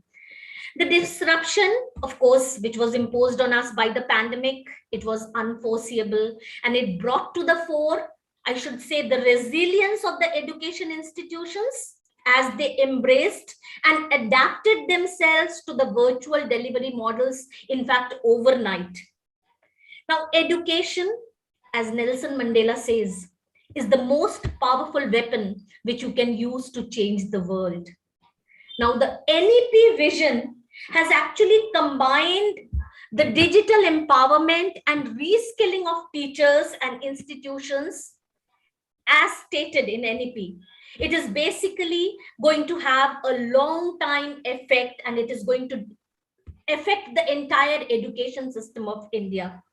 All the stakeholders of the education system, be it teachers, students, parents, all of us need to be more focused on upgrading and upskilling ourselves, right? With homeschooling, flexible and collaborative learning, and introduction of various technologies, which we are going to talk in our discussion today, blended, flipped, virtual, all those things. The quality of education is also expected to change, right? Now, definitely it is going to change, and it is going to change for better. There is no denying of it, because there are so many other benefits of digital learning as well, digital education as well. Now, till now, the schools and colleges were associated with classrooms full of students, playgrounds, kids enjoying their breaks, sharing foods and stories. And suddenly, fast forward, we come to 2021, and digital education has made its way into our everyday lives, right? This is what has become. Virtual classroom actually allows the teachers as well as students. What does it allow? To bridge the gap.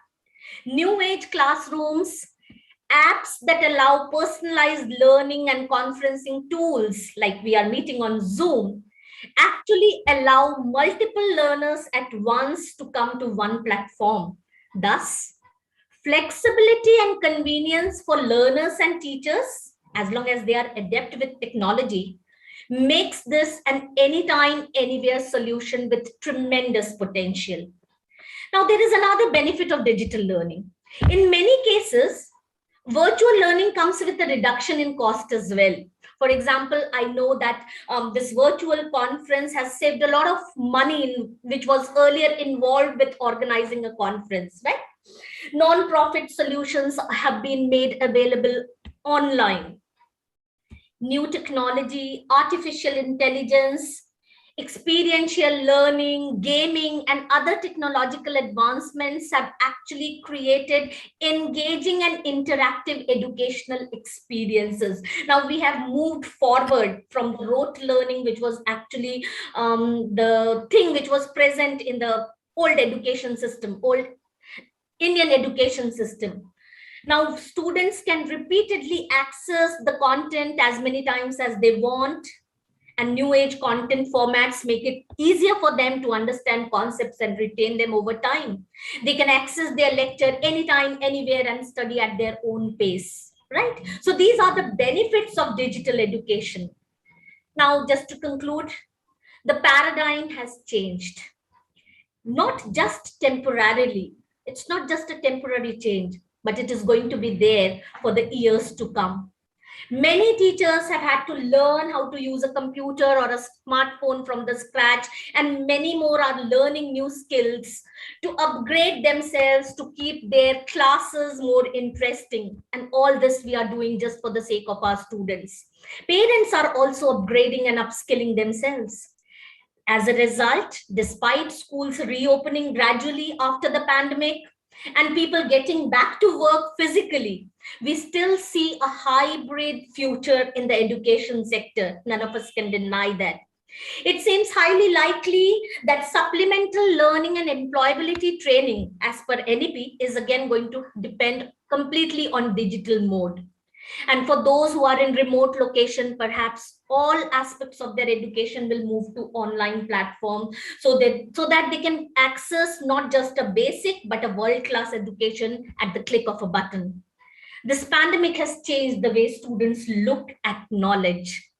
And the public-private partnership should be further encouraged to be able to surmount the challenges of the digital gap, which I had mentioned earlier, and to get all the students in a virtual classroom. We need to work. Definitely, we need to work.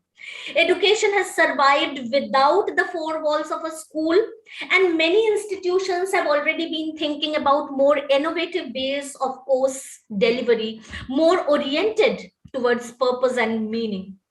As pandemic had taught, that even if schools are closed, learning can actually happen. It has also become evident that there needs to be an urgent and renewed thrust on getting every child back to learning. As the uneven landscape slowly smoothens out through systematic strategies, our thoughts on education also need to become more dynamic. The significance, relevance, and utility will be the three most important questions asked about education and skills in the post-COVID times, thus making the focus on learning sharper and more agile. And that is where digital learning is going to be on the go. As Tennyson says in his Ulysses, to strive, to seek, to find, and not to yield. And that is what every teacher and every student should be committed towards. Thank you so much.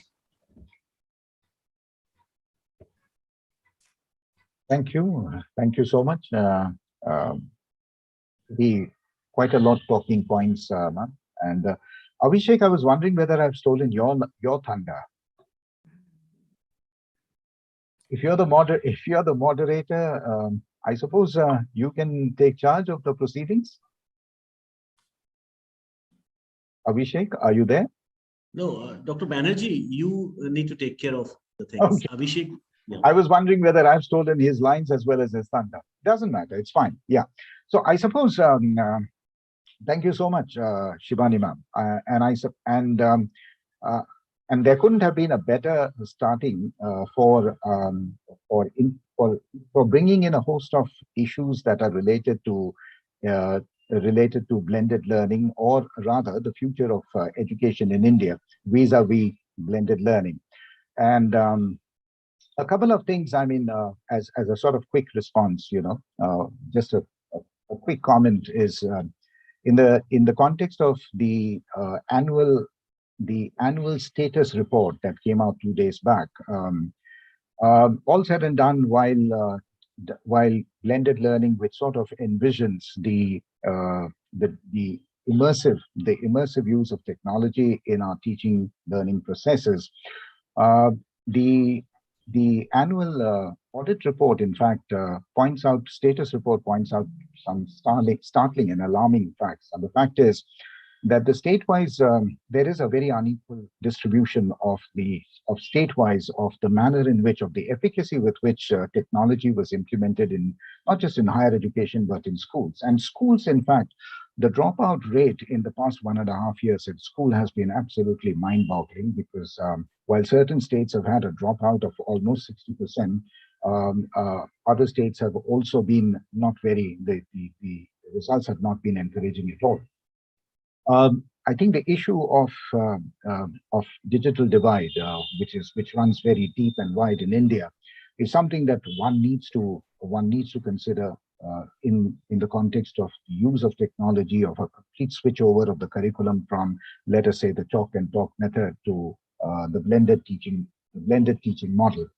And digital divide is something, while yes, you are right, while digital technology or blended learning does sort of democratize education to a certain extent, making it more inclusive, but there is also the problem, there is also rather the challenge, I should say, of a rural divide, or rather the digital divide between the rural and the urban. And I think these are questions that are not easy to envisage. I mean, the solutions are not quick fix solutions that we can think of. But as we go along, as NEP envisages that the road ahead will throw up its own challenges in the protocols of implementation, I'm sure our policymakers and policy framers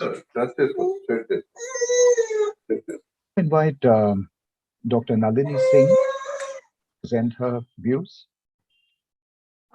Thank you, Prantik sir.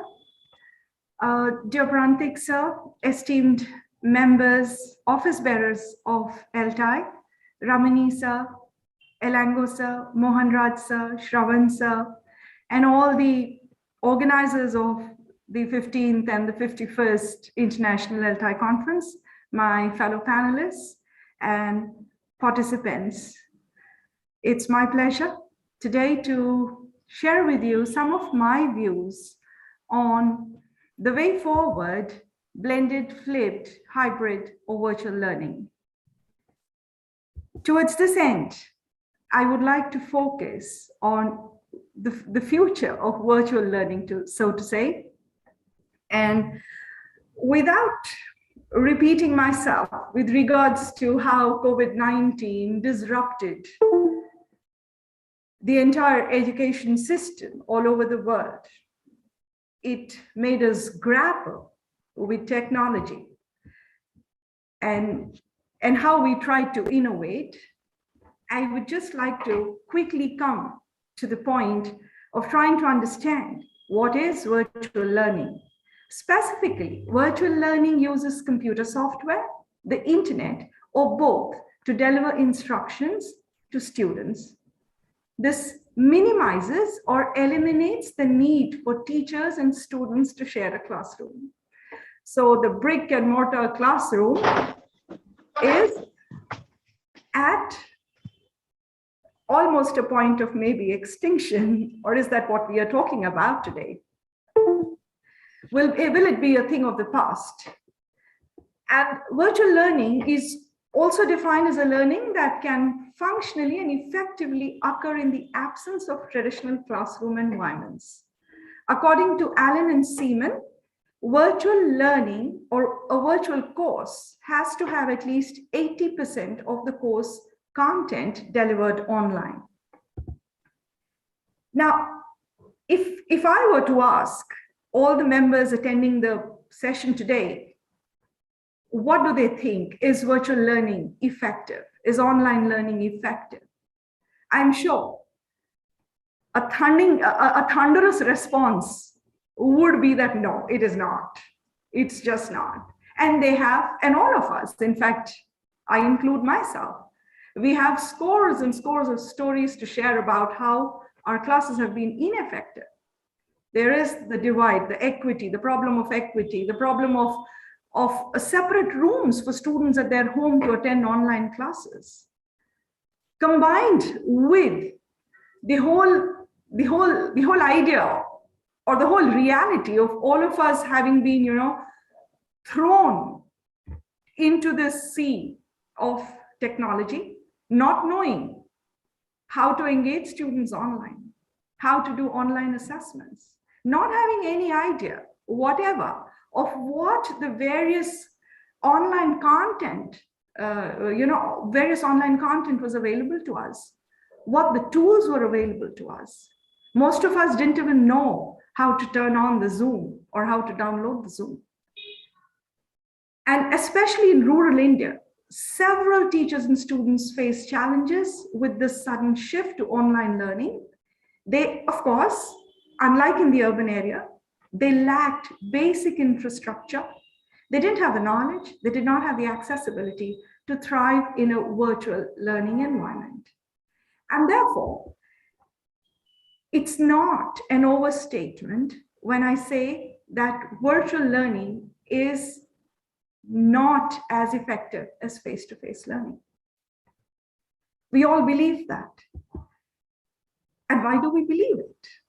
Just to take this, just to give you a couple of more points, for the ones who believe a lot in statistics and data, they would come up and say, oh, there is no internet penetration in India.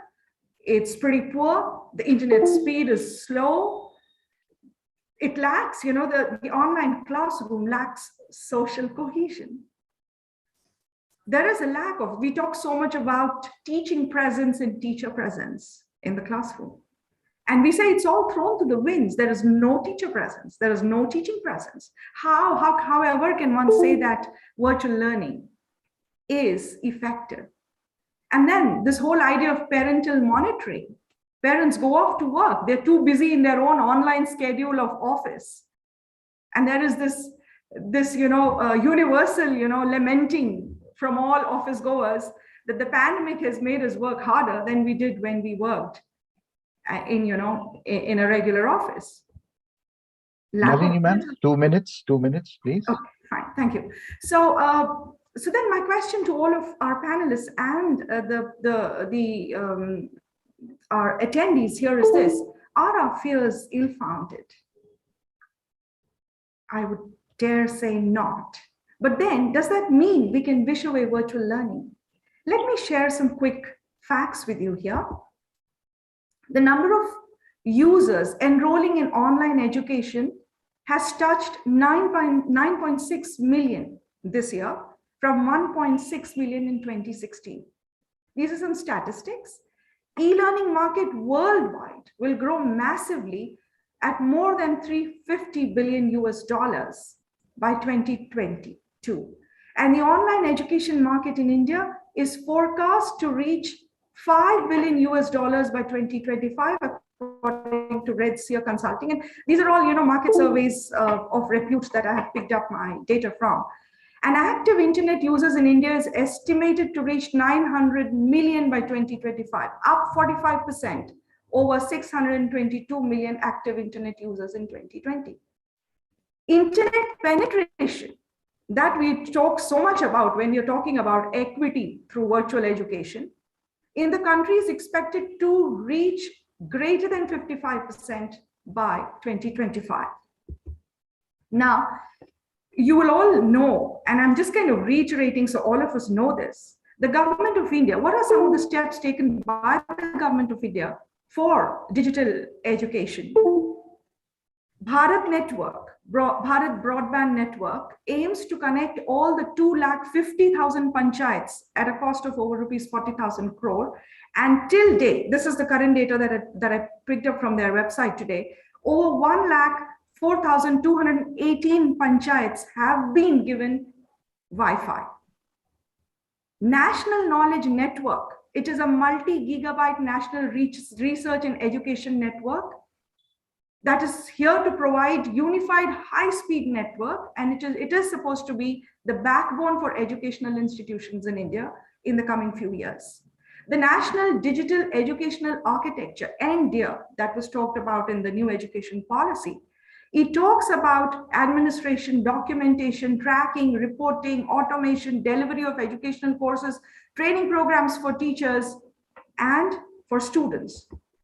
We have the PM e-Vidya program that all of us know about, that's here to strengthen digital education in India. We have Diksha, Swayam Prabha, EPG Pathshala. We've all benefited from it. So much so that with the government going ahead and making Swayam courses mandatory for students if they want to add credits to their own programs, students have started taking Swayam. We have Nishtha. This is here for teachers' holistic, the principals' holistic advancements. This is again, a portal that has been launched by the government of India.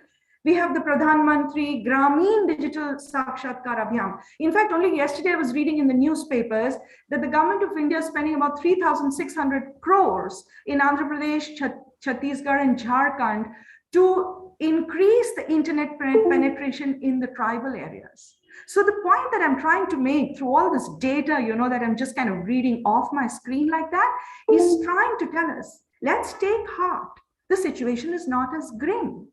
It's just that it's, we are in difficult times, and difficult times always, ring bells for a brighter future. And towards that end, innovation is the need, to be patient is the need. Also, we must not forget that we are in Industrial 4.0 revolution. We are all of us talking about Education 4.0 as a result of Industry 4.0, where you cannot do away with artificial intelligence. You cannot do away with automation. You cannot do away with augmented reality. And augmented reality, artificial intelligence, algorithms, all of these are part of all the MOOCs we take. Courses are through virtual learning going to be more personalized. As teachers, we talk of differentiated learning, and we think that in the brick and mortar classroom, when we are with students, we are able to, differentiate our instruction. I'm sorry, we are not. Most of us do not do that. And here you are with augmented reality, with artificial intelligence, courses are going to get, personalized. In fact, the kind of courses that I, depending on how I'm performing on a course, the kind of courses I need to take is going to be reflected by the artificial intelligence through my virtual platform. So the point that I'm trying to say here again is just, even as I'm winding up, Prantik sir, just one last minute maybe. Even if we wish to, we cannot wish away the future of virtual learning, not only in India, but across the world. Given Industry 4.4, Education 4.0, and everything to do with digitization. Having said that, one last point that I forgot to mention, just so all of us, I include myself, who really want to stick to our traditional classrooms. I want to just talk about this here. We had this online distance learning programs. What were they? Virtual in a way. The only thing was we sent our syllabus or course materials through post. Now you don't have that option. Who sends by post now? So in any case, virtual is something that was there, but it was called by another name. Of course, now it has really come full blown to us in that sense. And even as I end my views here, I just want to say one thing. I'm reminded of the Wizard of Oz, and I'm reminded of the story of Dorothy. Dorothy, and you will all know this, Dorothy, lost her way in a hurricane, and then, she was looking out for a wizard who was known to have all kinds of tools, and who knew everything. So she wanted to find this wizard so she could find her way home. And to help her find the wizard were three people. One was the Scarecrow, the other was the Tin Man, and the last one was the Lion. The Scarecrow had his own desire to look for the wizard, because he thought the wizard would give the Scarecrow emotion. The Tin Man thought that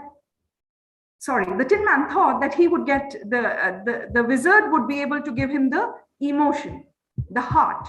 Whereas the Lion thought that if he met the wizard, he would get bravery, he would get courage, so he could become brave. And the Scarecrow wanted the wizard to give him a brain. And ultimately, what happens at the end of the story, we find that when they find the wizard, they realize that this is a common man, like many of us, who just has innovatively used the tools available to him to achieve what he wanted to kind of become a magician of sorts. So here is what I'm trying to say. So the importance of presence is what I think is extolled, I think, in the story, if I were to look at it. And that is the presence I'm talking about. There is the presence, there is the environment, there are the policies being framed, there are things happening, there is a lot of money being pumped in to enhance our digital infrastructure. All we need to do is be patient. All we need to do is innovate. All we need to do is relearn and reinvent ourselves. Thank you very much for being so patient with me, Prantik sir. Thank you. Thank you. Can't help remembering the Tin Man in the Wizard of Oz. Probably he's the one who stood for artificial intelligence. A quick, yeah, I'm glad that you pointed out, you brought in the US dollars here as well. And one of the growing concerns so far as whenever we are talking about the landscape and the landscape of higher education in the upcoming years is the role of private players or the privatization of educational institutions. And, as we know, in the past 1.5 years, private market players such as Byju's or Unacademy have become mega corporations to the extent that Byju's has become the official sponsor of the Indian cricket team. Now we are talking about big money here. And unfortunately, I mean, here is again, I'm playing the devil's advocate. Unfortunately here, we have the reality of what the government is doing so far as financing or funding higher education, funding school education as well as higher education, is that there's been a drastic cut. There's been a drastic cut in the last budget, almost a 6% cut. And on the other hand, when we talk about the adoption, the wholesale adoption of blended learning, which includes, for example, which actually demands a huge role of the government and both the central government and the state government agencies in hand-holding institutions to help them to develop infrastructural facilities, get their software, hardware, internet bandwidth. Unfortunately, that has not been the case, at least in the past 1.5 years. The NEP has already been implemented, that it's already completed the first leg of its track. And the track record so far as implementation is concerned, seems to be still a long way for us to go. Having said that, yes, there is an important point that you made when you talked about how blended learning or the course ahead, so far as the infusion of technology in higher education, how it is related to employability as well. And, employers are these days looking to expand their online opportunities for industry entrants to receive hands-on training through what we call VAL, virtual assisted learning modes. And only last year, IIM Calcutta, I think, or was it Ahmedabad? I don't exactly remember, took a big leap forward in this direction when it decided to launch 2 master track certificate programs, one I think on management science and the other on supply chain analytics with Coursera, in collaboration with Coursera. So yes, there are positives, there are things that are happening which are opening up much more avenues of collaboration and solidarity, both with international players as well as various education agencies in the country. But at the same time, there is the question of money, and anything regarding education boils down to money, especially when we are talking about blended learning and blended education. The one also has the question of, are teachers trained enough to adopt the blended mode of curriculum delivery? You talked about there is a digital divide even among teachers, and much like vaccine hesitancy, people, teachers such as me who belong to the last Jurassic Park, or Jurassic Age, I should say, have a bit of, there is a problem of adapting ourselves to digital technology, maybe not exactly at the pace with which we would want. Anyway, I mean, these are many, many issues that come into play in a discussion such as this, but I have the timekeeper's role also to play, for at my back, I hear time's winged chariot hurrying near. So I move on quickly to Dr. Metri Shinde. And may I request the remaining panelists to keep their time, please. Yes, Dr. Shinde. Thank you, Professor Banerjee. I have a slide share, so if you could.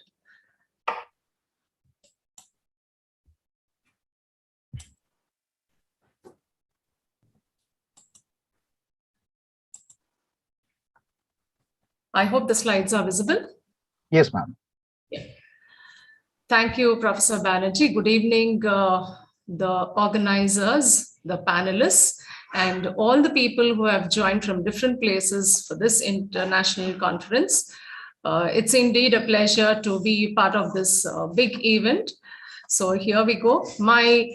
I would be speaking a little on blended learning. So I think we'll again reiterate what we've been talking since this afternoon on the educational crisis that we have seen. In fact, the educational transformations that we have seen in terms of going to the digital spaces. In fact, the challenging teaching learning spaces that we have confronted over the past 1.5 years and more.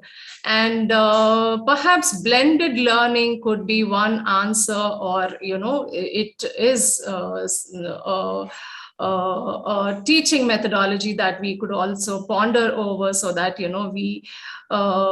there is a question that we have to answer, because when we moved from the classroom, the physical classroom, the face-to-face classroom, to the digital space, learners and teachers, all of us have faced immense challenges. We were not equipped, we were not oriented, but still we kept the wheels of education rolling. So that was a challenge. And then when we come back to the physical education, face-to-face education, do we say that, okay, here we are, let's straitjacket ourselves to the physical mode and then get back to our traditional modes of teaching?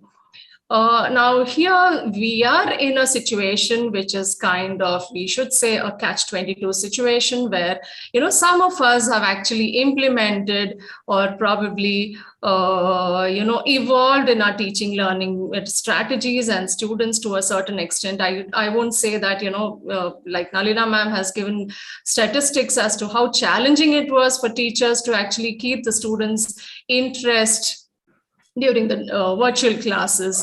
And when we come back to the physical classes, we say that, here we are, we have come back to the physical classes, so let's move on with our rote teaching strategies, the lecture strategies, so on and so forth. So hence, I think a blend could be an answer for it, where we actually keep the interest of both the teachers and the students kindled or aroused when we have the teaching happening.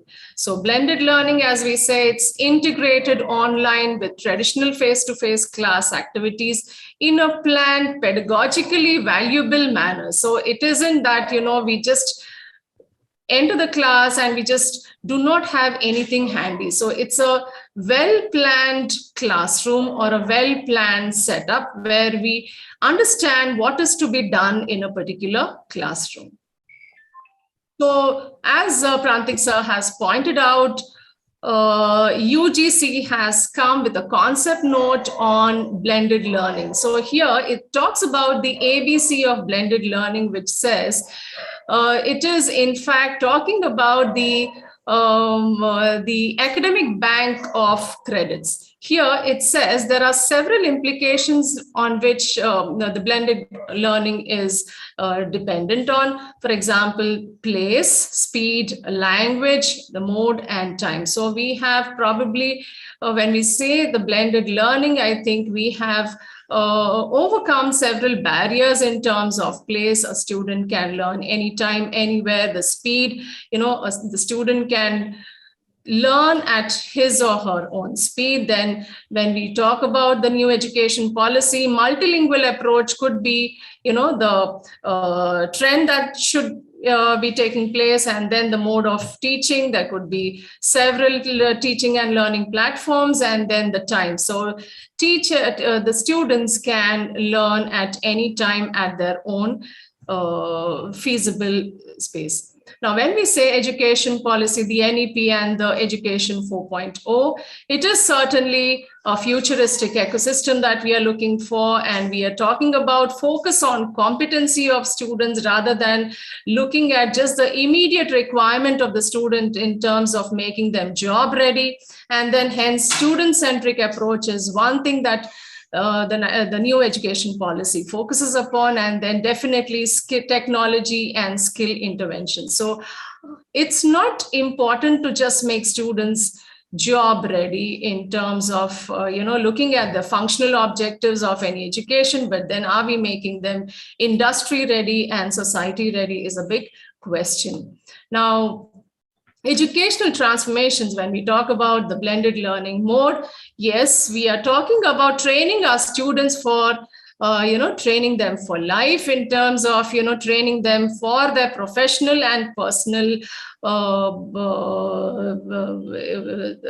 personal context, and then exploring frontiers. It's not just learning is not limited to a certain place, to a certain subject, but then students can explore different spaces and then perhaps equip. For example, a commerce student, if he or she is interested in anything of social sciences or humanities, he or she can explore other domains of knowledge to enhance his or her knowledge. Then EQ instead of IQ, here we are focusing more on the emotional quotient of the student rather than the intellectual quotient, because here I must say that, when we talk about the blend model, in fact, the traditional and the online model, the traditional setup actually retains the values of the traditional setup, where we have the human aspect of the teacher and the human aspect of hand-holding of the students in the presence of the teacher. And then ultimately the blended learning concept also talks about the ultimate objective of any education. Perhaps this was not spoken before, but then the feel-good objective. Ultimately, it's the happiness of the teacher and the students that's important, that Education 4.0 focuses upon. Next, when we look at some of the features, the important features of blended learning, we have personalized learning. Of course, when we refer to meeting the needs and interests of the students, we certainly say that we could provide something that caters to the needs of the students. Remote learning opportunities, there could be multiple resources like Classroom 2.0, there could be Educare, there could be several resources, the synchronous learning atmosphere or the asynchronous learning atmosphere and things like that. And of course, educational tools, which could be umpteen number of them, so that students can have easy access to all these learning platforms. Now, in a blended learning atmosphere, students can have data on fingertips. There are, the students can use their mobiles to access apps and things like that. Hence, it becomes flexible even for the teacher to, not actually work on a particular lesson. In fact, he or she can actually talk about preparing, having a particular app downloaded for the students, and perhaps she could conduct an online quiz, an online, writing content where she could actually create a Padlet and then have students write their assessment. Yes, assessment is one thing for probably that is certainly a challenging thing, but then a challenging domain perhaps. And then we say in a blended learning atmosphere, we are talking about the evaluation patterns when students or the learners are actually ready. And finally, when we say experiential learning, it is more on case study methods. It could be project-based method. It could be, field trip visits, so on and so forth. So the theoretical concepts can be made, the practical, the practicality of the theoretical concepts can be actually blended in this kind of an atmosphere. Now, impact of blended learning, rather than having a top-down approach, it is rather a more bottom-top approach where there is independent learning, there is collaborative learning happening, there is peer teaching, peer learning happening. And then we also retain the values of the traditional methods where people or teachers who are habituated to the conventional learning patterns, and then there are students who are happy with the physical learning patterns, but still, this kind of the human touch is actually present in this kind of a blended learning atmosphere. Now coming Metri ma'am, sorry, Metri ma'am, can you wrap it up please in 1 minute? Another 2 minutes, I should be able to. Now, the blended learning patterns, there could be multiple, the blended face-to-face learning where more time is spent with the seat time, and then a little on the virtual space, then blended online, then we have the flipped classroom. The rotation model could be, a student accessing multiple places. A classroom. இன்னொன்னு அந்த பேக்ல கருப்பு பூச்சியே இருந்துச்சு இதனால அவ்வளவு 6 கருப்பு பூச்சி இல்ல இதெல்லாம் disturbance. Okay. The rotation model, we could explore multiple learning spaces, like from the classroom to the lab, then probably to other workstations, like taking them to the theatrics, taking them to other places, open a theater and things like that. And then we could also have the self-blend model where students, other than taking up actual conventional courses, they can venture out other courses and enhance their skill. And implementing blended learning, we also, just a second, I think And 1 minute more, please. Yes, please. Yes, sir. So sorry to ask you. Yeah. The role of a teacher here, it is to identify several resources and then providing all the LMS platforms, the learning management platforms for the students. Then it involves immense scaffolding, in fact, interacting with the students, making them learn beyond their the confines of the classroom atmosphere, then identifying the gaps and customizing the learning patterns. And then there are testing patterns which we could always explore. Now, yeah. Implementing a couple of ways to implement BL could be discussion forums through shared documents, through blogs, and then brainstorming could be for our problem solving, idea generating, mind mapping could be through images, sticky notes, and then presentations through storyboard and creative narrations. And then we could have real world experiences where there could be field trips, lab and industry visits. Case study could be to enhance the practical applications, and then project-based learning for LMS or SWAYAM or MOOCs, and then assessment. We could have proctored assessment models which We have several platforms like Question Mark, Chalk and Wire, DigiProctor, so on and so forth. So I think with this, I want to end the presentation with a quote by Confucius. I quote, "I hear and I forget, I see and I remember, I do and I understand." So, yeah. Thank you. Thank you. Thank you so much.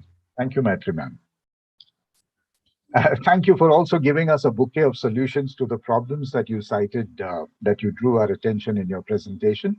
Unfortunately, we all have to do a Shankar Mahadevan breathless act, given the time that we have, and we are running really short of time. So let me quickly move on to the next panelist. Let me invite Dr. Anita Devi. And one more request, again, a repeat request, please keep to your time, maybe 5 minutes, because we need to wrap up by 5:30. We have already overshot the time.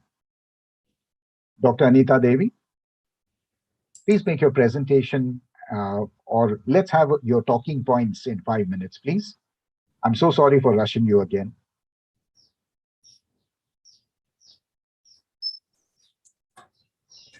Dr. Anita Devi.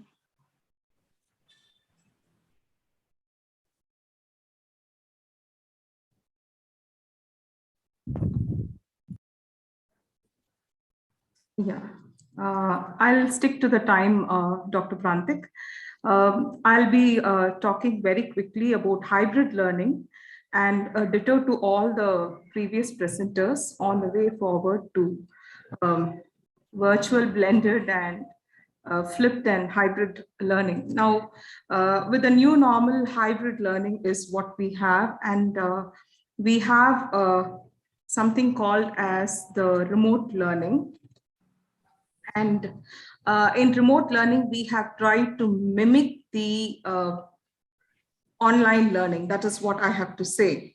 So we were trying to mimic the face-to-face learning classrooms. Most of us, when we were given different online platforms, we were looking at it.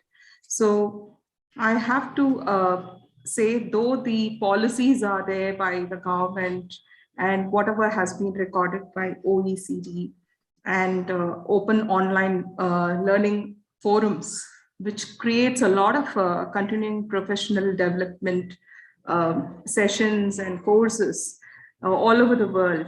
This has been happening for more than a decade, a lot of awareness programs, and it's for us to implement whatever works for us in a situation is what we have to implement and look forward at the delivery of the syllabus content and see whether the learning outcomes are achieved. That's the main thing. Whether my class students have been able to use the resources, whether I'm going to teach a literary text or I'm going to teach them on language skills, or it's a combination of both. I need to choose whatever facilities I have, whether it's technology or it's just chalk and talk. So how does a teacher take it forward? Policies are there, facilities are there, training sessions are there, non-profit organizations and associations, teacher associations all over the world, like ELTAI. We create forums. It's for us to look forward how we can make our classroom engaging for our learners. That's the most important thing. So we need to look at what can be done as hybrid blended learning. And I would have to tell most of you, hybrid learning and blended learning are almost the same. It's a combination of face-to-face learning and online learning. And this is a kind of a picture that I came across in the blog, and a student has written the teacher about the benefits as well. And I saw this post when I was exploring on hybrid class. So there's a lot of cost cutting and there's more brain space. And with online learning, we would have all experienced that there's a lot of fatigue that comes in. Okay, I'm in front of a light and I am always in front of the screen. And there are people who say that I cannot sleep. I cannot, look at the screen and look at the text. It's long hours, and of course we are using digital resources, but to what extent? Everything has a limitation. So it's in the hands of the teachers to make it more effective, whatever the policies are. What demands? And actually, in the beginning of the lockdown, I did get to hear from certain sources and from teachers in certain rural areas where there's no data and digital connect. Even in our capital, Delhi, there were situations where teachers would go have a huge kind of a phone where they would speak with speakers connected here and there, and students were learning math and language. So this is how it is. So it's not just using only the digital resources. So it's a combination of what works. And I would have a specific computer time. Certain times I may not ask my students to use the computer or the mobile. It's the text rather. So there's a lot of focused classroom time if I have a face-to-face session. So it's a combination. Now we are moving into the normal world along with what we have acquired during this 2 years of lockdown with a lot of digital resources. So there might be certain benefits which I can carry on to my classroom. Okay, even to my face-to-face classroom. So it's a combination. So that is what I would like to tell.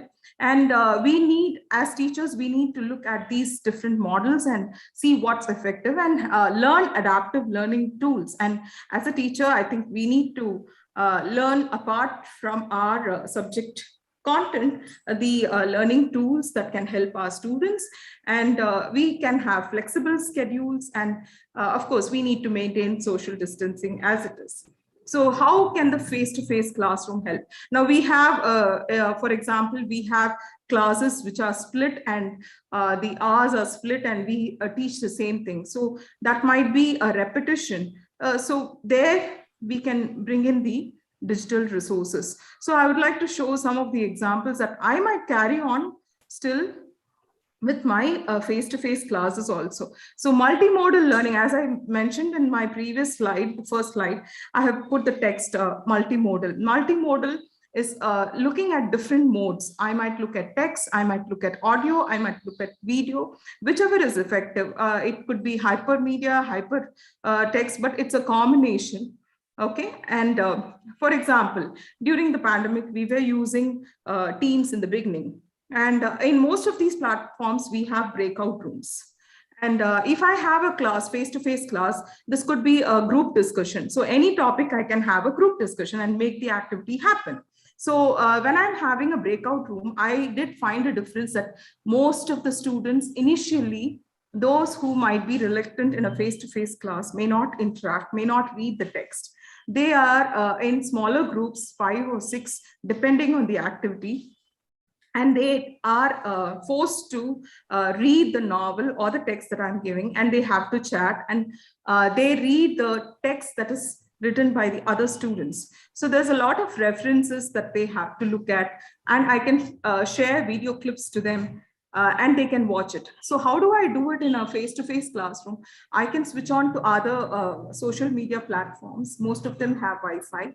In a classroom, they can also work in groups quickly. They can speak to each other, and of course post it there on a WhatsApp group or any other platform like Signal or Telegram.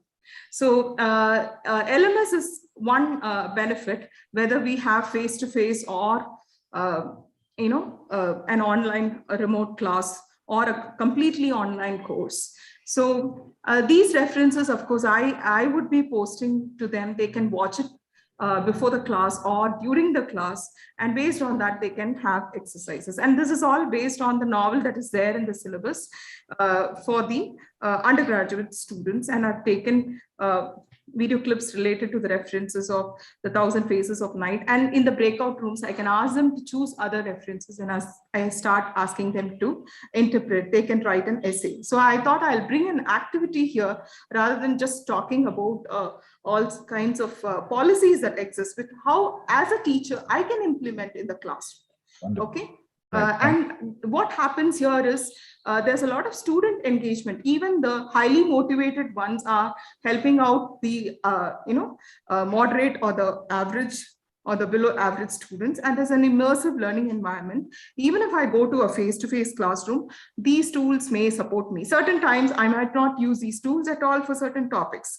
It depends on my activity and what the students are expecting. So I might change. So the hybrid learning model is effective to a larger extent. I wouldn't say virtual learning isn't effective, flipped learning isn't effective, face-to-face learning isn't effective. It all depends on how we demonstrate and bring out the learning outcome, and how can I make the learning effective for my students. So we make the learning flexible, and we also learn in the process and make the learning a personalized environment for the students, and provide the resources and see to it that they participate in the exercises and the activities. Thank you. Right. Thank you so much. Thank you so much, in fact, for showing how policy can be put into practice and how theory can be implemented in praxis. I wish we had a little more time to give to you, but you showed us one direction, one way in which we can actually use the blended pedagogy to bring out the maximum learning, to maximize the learning outcomes of our students in a very, very interesting and exciting way. Thank you so much, Dr. Anita. Thank you. Dr. Upadhyay, may I request you to make your presentation or present your views? And Thank please, you very 5 much. minutes more. 5 minutes more. Being the last person to speak in a panel discussion, I'm sure is not something I would like to be in a position. But please stick to the time limit of 5 minutes now. Thank you very much, Professor Banerjee, and also the host institute, JLA University Mathura. I see the time 5:29, and I also see that my formal colleagues at JLA University must be willing to close the session as early as possible. So it's kind of a homecoming to me. Thank you very much, ELTI, JLA University Mathura, and Professor Banerjee, Professor Mohan Raj, and all the other office bearers. I can see Dr. Manish Kumar as well. It takes a lot of hard work to organize a conference. I have had the good luck of organizing a few. I know the pain of it. I'll make some very few tiny points. Of course, 4 other panelists have already elaborated a lot on what goes on blended learning and how we were forced, in a sense, to use blended learning. It was more of a theoretical that I had thought of talking, but as I see the time as well, I'll make some very tiny points. I'll start with one of my anecdotes, one of my experiences. I chanced upon teaching at a place I won't like to name. I was asked to teach Grimm's Law and Werner's Law. And the name of the course was History and Evolution of English. And I went to the classroom. I asked them whether they are aware of the manner of articulation and place of articulation, and what are plosives and what are stops and what are fricatives. And fortunately, they were not. So the point I'm trying to make, that you design a syllabus and you think that teacher will talk about Grimm's Law and Werner's Law in 2 classes without having the students any idea about what is manner of articulation, what is place of articulation, number 1. So through this, I want to make a point that the kind of autonomy that teacher deserves and the kind of flexibility that teacher requires in order to be efficient in the classroom is not there at many places. I'll also go to, I have often used this and have found it very interesting what Secondary Education Commission has said in 1952-3, I quote, "Any method, good or bad, links up the teacher and his pupils into an organic relationship with constant mutual interaction.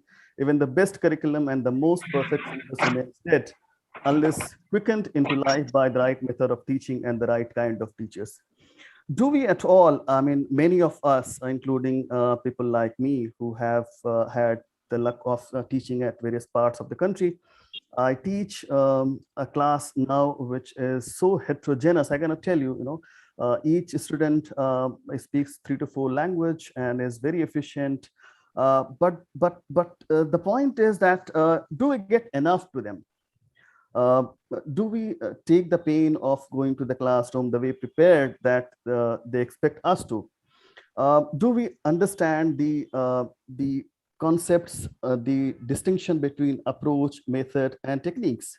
When we talk about, I have attended many of the conferences and workshops wherein I have seen professors and good people talking, using approach, method, and technique, all using interchangeably. I'm sorry that I'm making such remarks, but I wish we had greater clarity of things when we go to the classroom. It also reminds me of a lot of things that has undergone in teaching methodologies. I was just looking at some of the teaching methods. I had a paper which I was working on. Then I came across the criticism of direct method, and wherein it says that the limitations of direct method, such as the efficiency of the teacher and the classroom requirement, pave the path for audiolingual method. I don't understand, such a heterogeneous group and a country like us, wherein there is so much of socioeconomic divide. How do we expect India to have an audiolingual equipped classroom? So there are a lot of things which we could have talked about given the time, but I'll stick to my points that no matter what kind of syllabus we are teaching, whether it is second language acquisition, whether it is any course on English for specific purposes. I know for sure Professor Banerjee appears in Times 2013 edition of Most Popular Teachers of Nagpur. So I know for sure that he knows better whether he finds any difference between any physical classroom teaching or virtual classroom teaching. I for certain don't find any difference whether I have to teach a virtual classroom, whether I have to teach physical. I don't find any difference. And there were a lot I thought I'll talk about, but I see the pains at the faces of my erstwhile colleagues. So I'll conclude here. Thank you very much for the time and patience. Thank you. Thank you, Dr. Upadhyay. Thank you for keeping it short, precise, but succinct as it was. I think one of the important questions that you have thrown up, even as we approach the fag end of the panel discussion, is that it's important to have to rethink on how we plan the curriculum itself for a blended learning model. Absolutely. Yeah. And I think that's a very important point, because we need to provide a streamlined curriculum in accordance if we are to implement blended learning, or if blended learning has to become the default mode of education delivery in our higher education institutions. And I think for that, 5 questions need to be, a 5 questions maybe that come randomly to my mind need to be asked and to be answered if we go ahead with curriculum planning. That is number 1. Are we teaching our students the right things? So the what is very important. Are we teaching the students the right thing? Second, are we using the right mix of technology with face-to-face interaction? Again, that is a very significant thing, because not all courses, not all subjects, not all programs make themselves amenable to blended learning or to the same amount of use of technology. So are we using the right mix of technology with face-to-face instruction? Third is, are the students grasping? Are the students grasping the taught content and concepts? So how much is also equally important. And finally, are we properly measuring their online and offline learning? So how, what, how much, and how? I think these are some of the simple questions that if we keep in mind while framing a new syllabus or while designing a curriculum, that should be. So it's not just technology that is by itself going to be the game changer. And I sort of wrap it up with all the wonderful things, with all the some of the important challenges and issues that many of our panelists have brought to the fore. I know that within there are only so many things that we can discuss given the time constraint that we have. There are plenty more issues that are related to the use of blended learning model.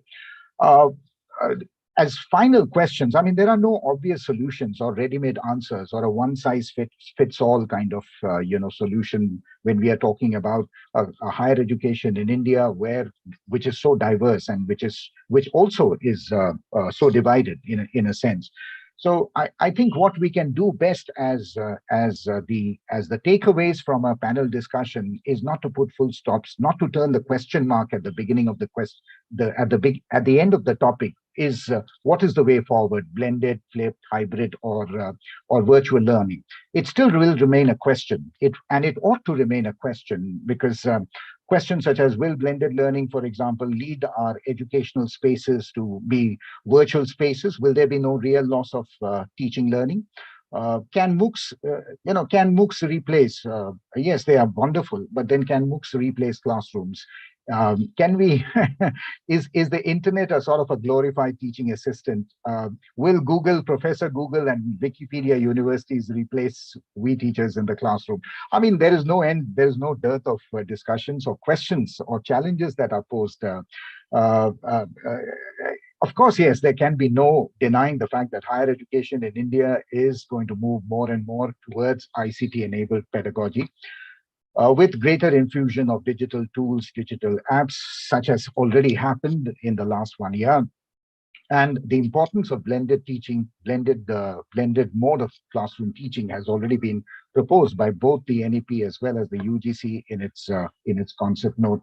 So if the learning, let me wrap up with final comments, that if the learning spaces of the future is a cloud, and that I mean is a web platform, then I suppose the teacher, no matter whether he's a 50-year-old teacher or whether he's a new entrant into the teaching profession, all of us need to transform ourselves into e-practitioners. And that sort of answers the question that was posted on a private message to me by Professor Aravindan. Yes, we all need to transform ourselves into e-practitioners. Well, some are slow learners among teachers like me. There will be slow learners. Some will be fast learners like you. So in the meanwhile, while we all kind of make ourselves adept in blended learning, I suppose we need to once again rethink and find ways and means on how to strike a perfect balance between the two models of teaching, online and traditional. And friends, in a hyper connected world, both, while it is true that we educators have tried our best in mitigating the extreme impact of the COVID-19 crisis by switching over to online teaching on an unprecedented scale, it is equally true to remember that we as teachers do more than simply deliver content using technology. I mean, whereas technology provides tools, apps, platforms to facilitate learning, undeniable, it is teachers also who mold minds and who shape the character of students. Blended learning, yes, we do hope provides an optimum method for combining, but at the same time, there is in any ecosystem, whether it is society or whether it is our educational landscape, I suppose high tech must also be balanced by high touch. And while technology gives us all the facilities or all the tools and apps of high tech, I think we teachers are the ones who are irreplaceable, because we are the ones who provide high touch to our students. So it is with a profound sense of gratitude that I congratulate all the panelists as well for giving so much food for thought. And I know it's a weekend and it's way past 5:30.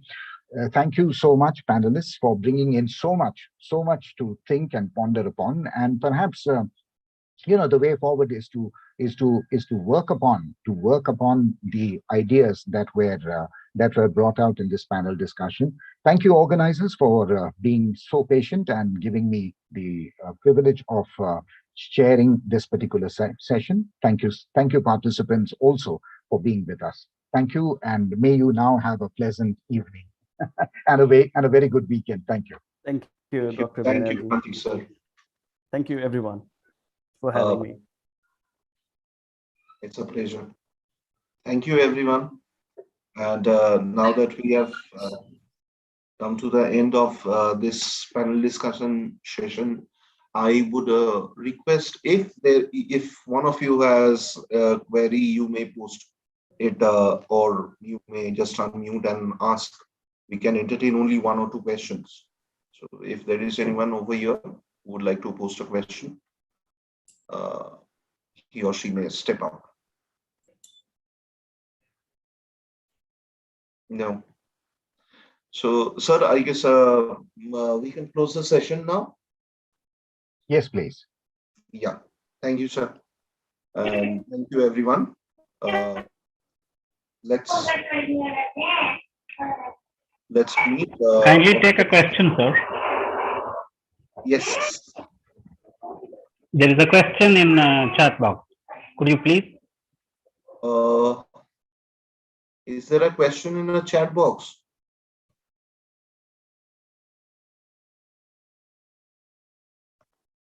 Because I cannot see the question in the chat box. If you I don't think so. I don't see it there. There's no question in the chat box. Right. So thank you, everyone, and see you on the next day.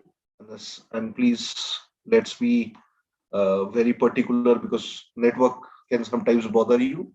But today, yes, we had a few things to learn. Only one thing I would like to ask, that is, Prantik sir, what is your take on education becoming more and more, a product? It's being commodified. What's your take on that? You were speaking about Byju's on Academy. Isn't it, something that we should be apprehensive about? I think absolutely. And therefore, the onus is on the government, on the policymakers to ensure that, some of the best talent, the pool of young talent aspirants who wish to join the teaching profession need to be employed.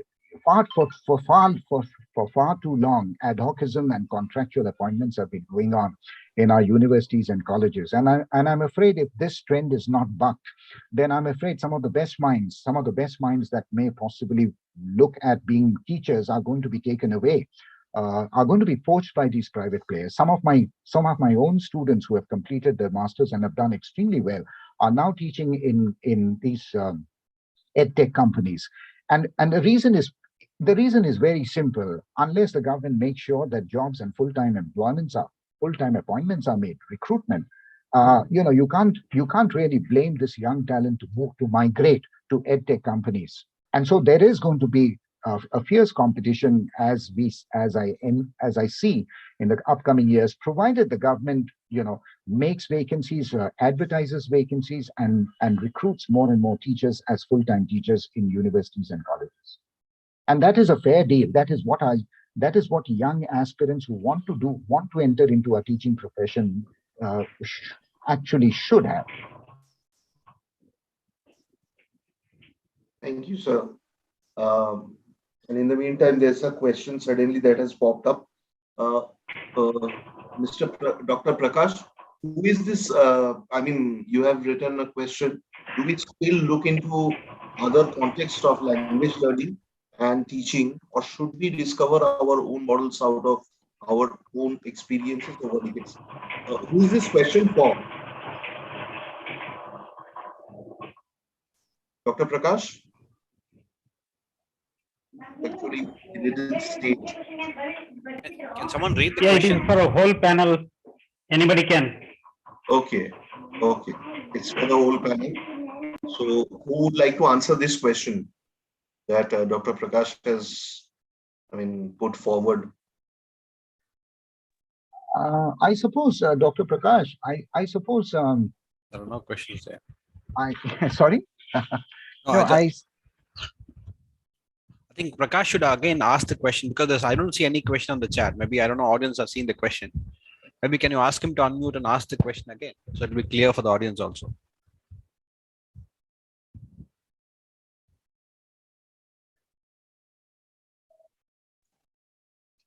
The question is here. Do we still look into other language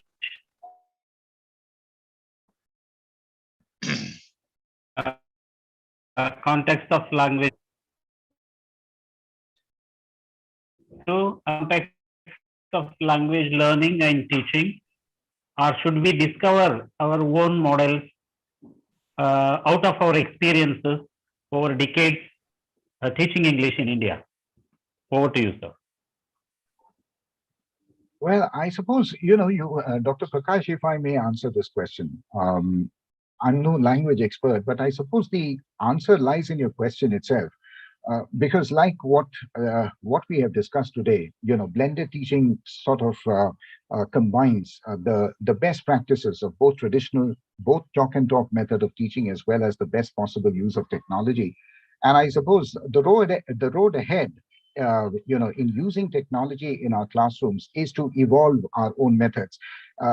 Teaching methods cannot be prescriptive, and since we all are probably still trying to assimilate and adapt ourselves to the new technologies that are emerging almost every day, I suppose it is a continuous learning process. Teachers can no longer afford to be sages on the stage.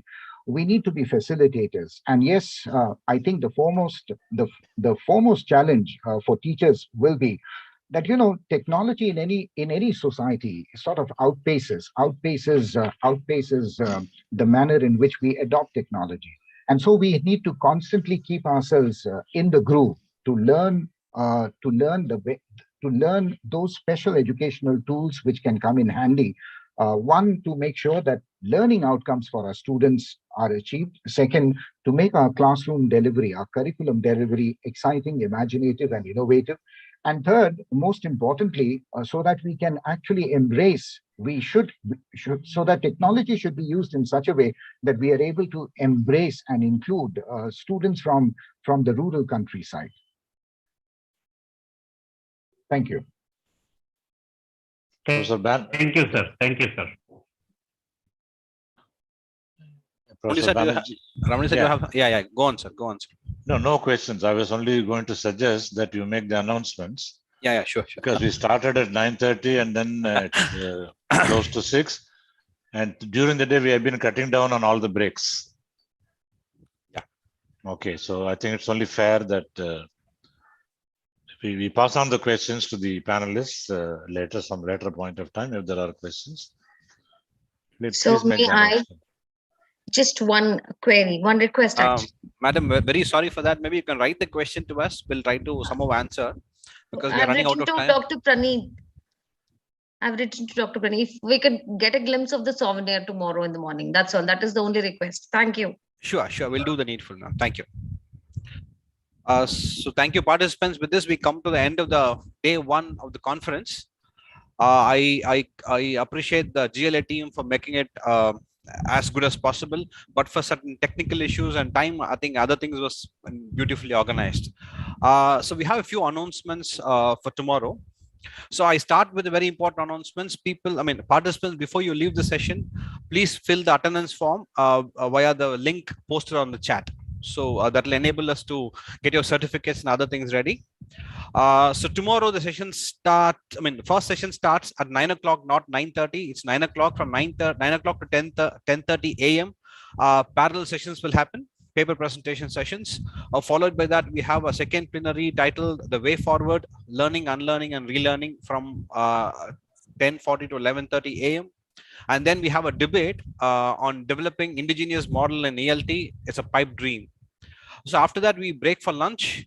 And again, we come back at 2 o'clock for the first roundtable titled Assessments of Learning, Assessment for Learning, and Assessment as Learning.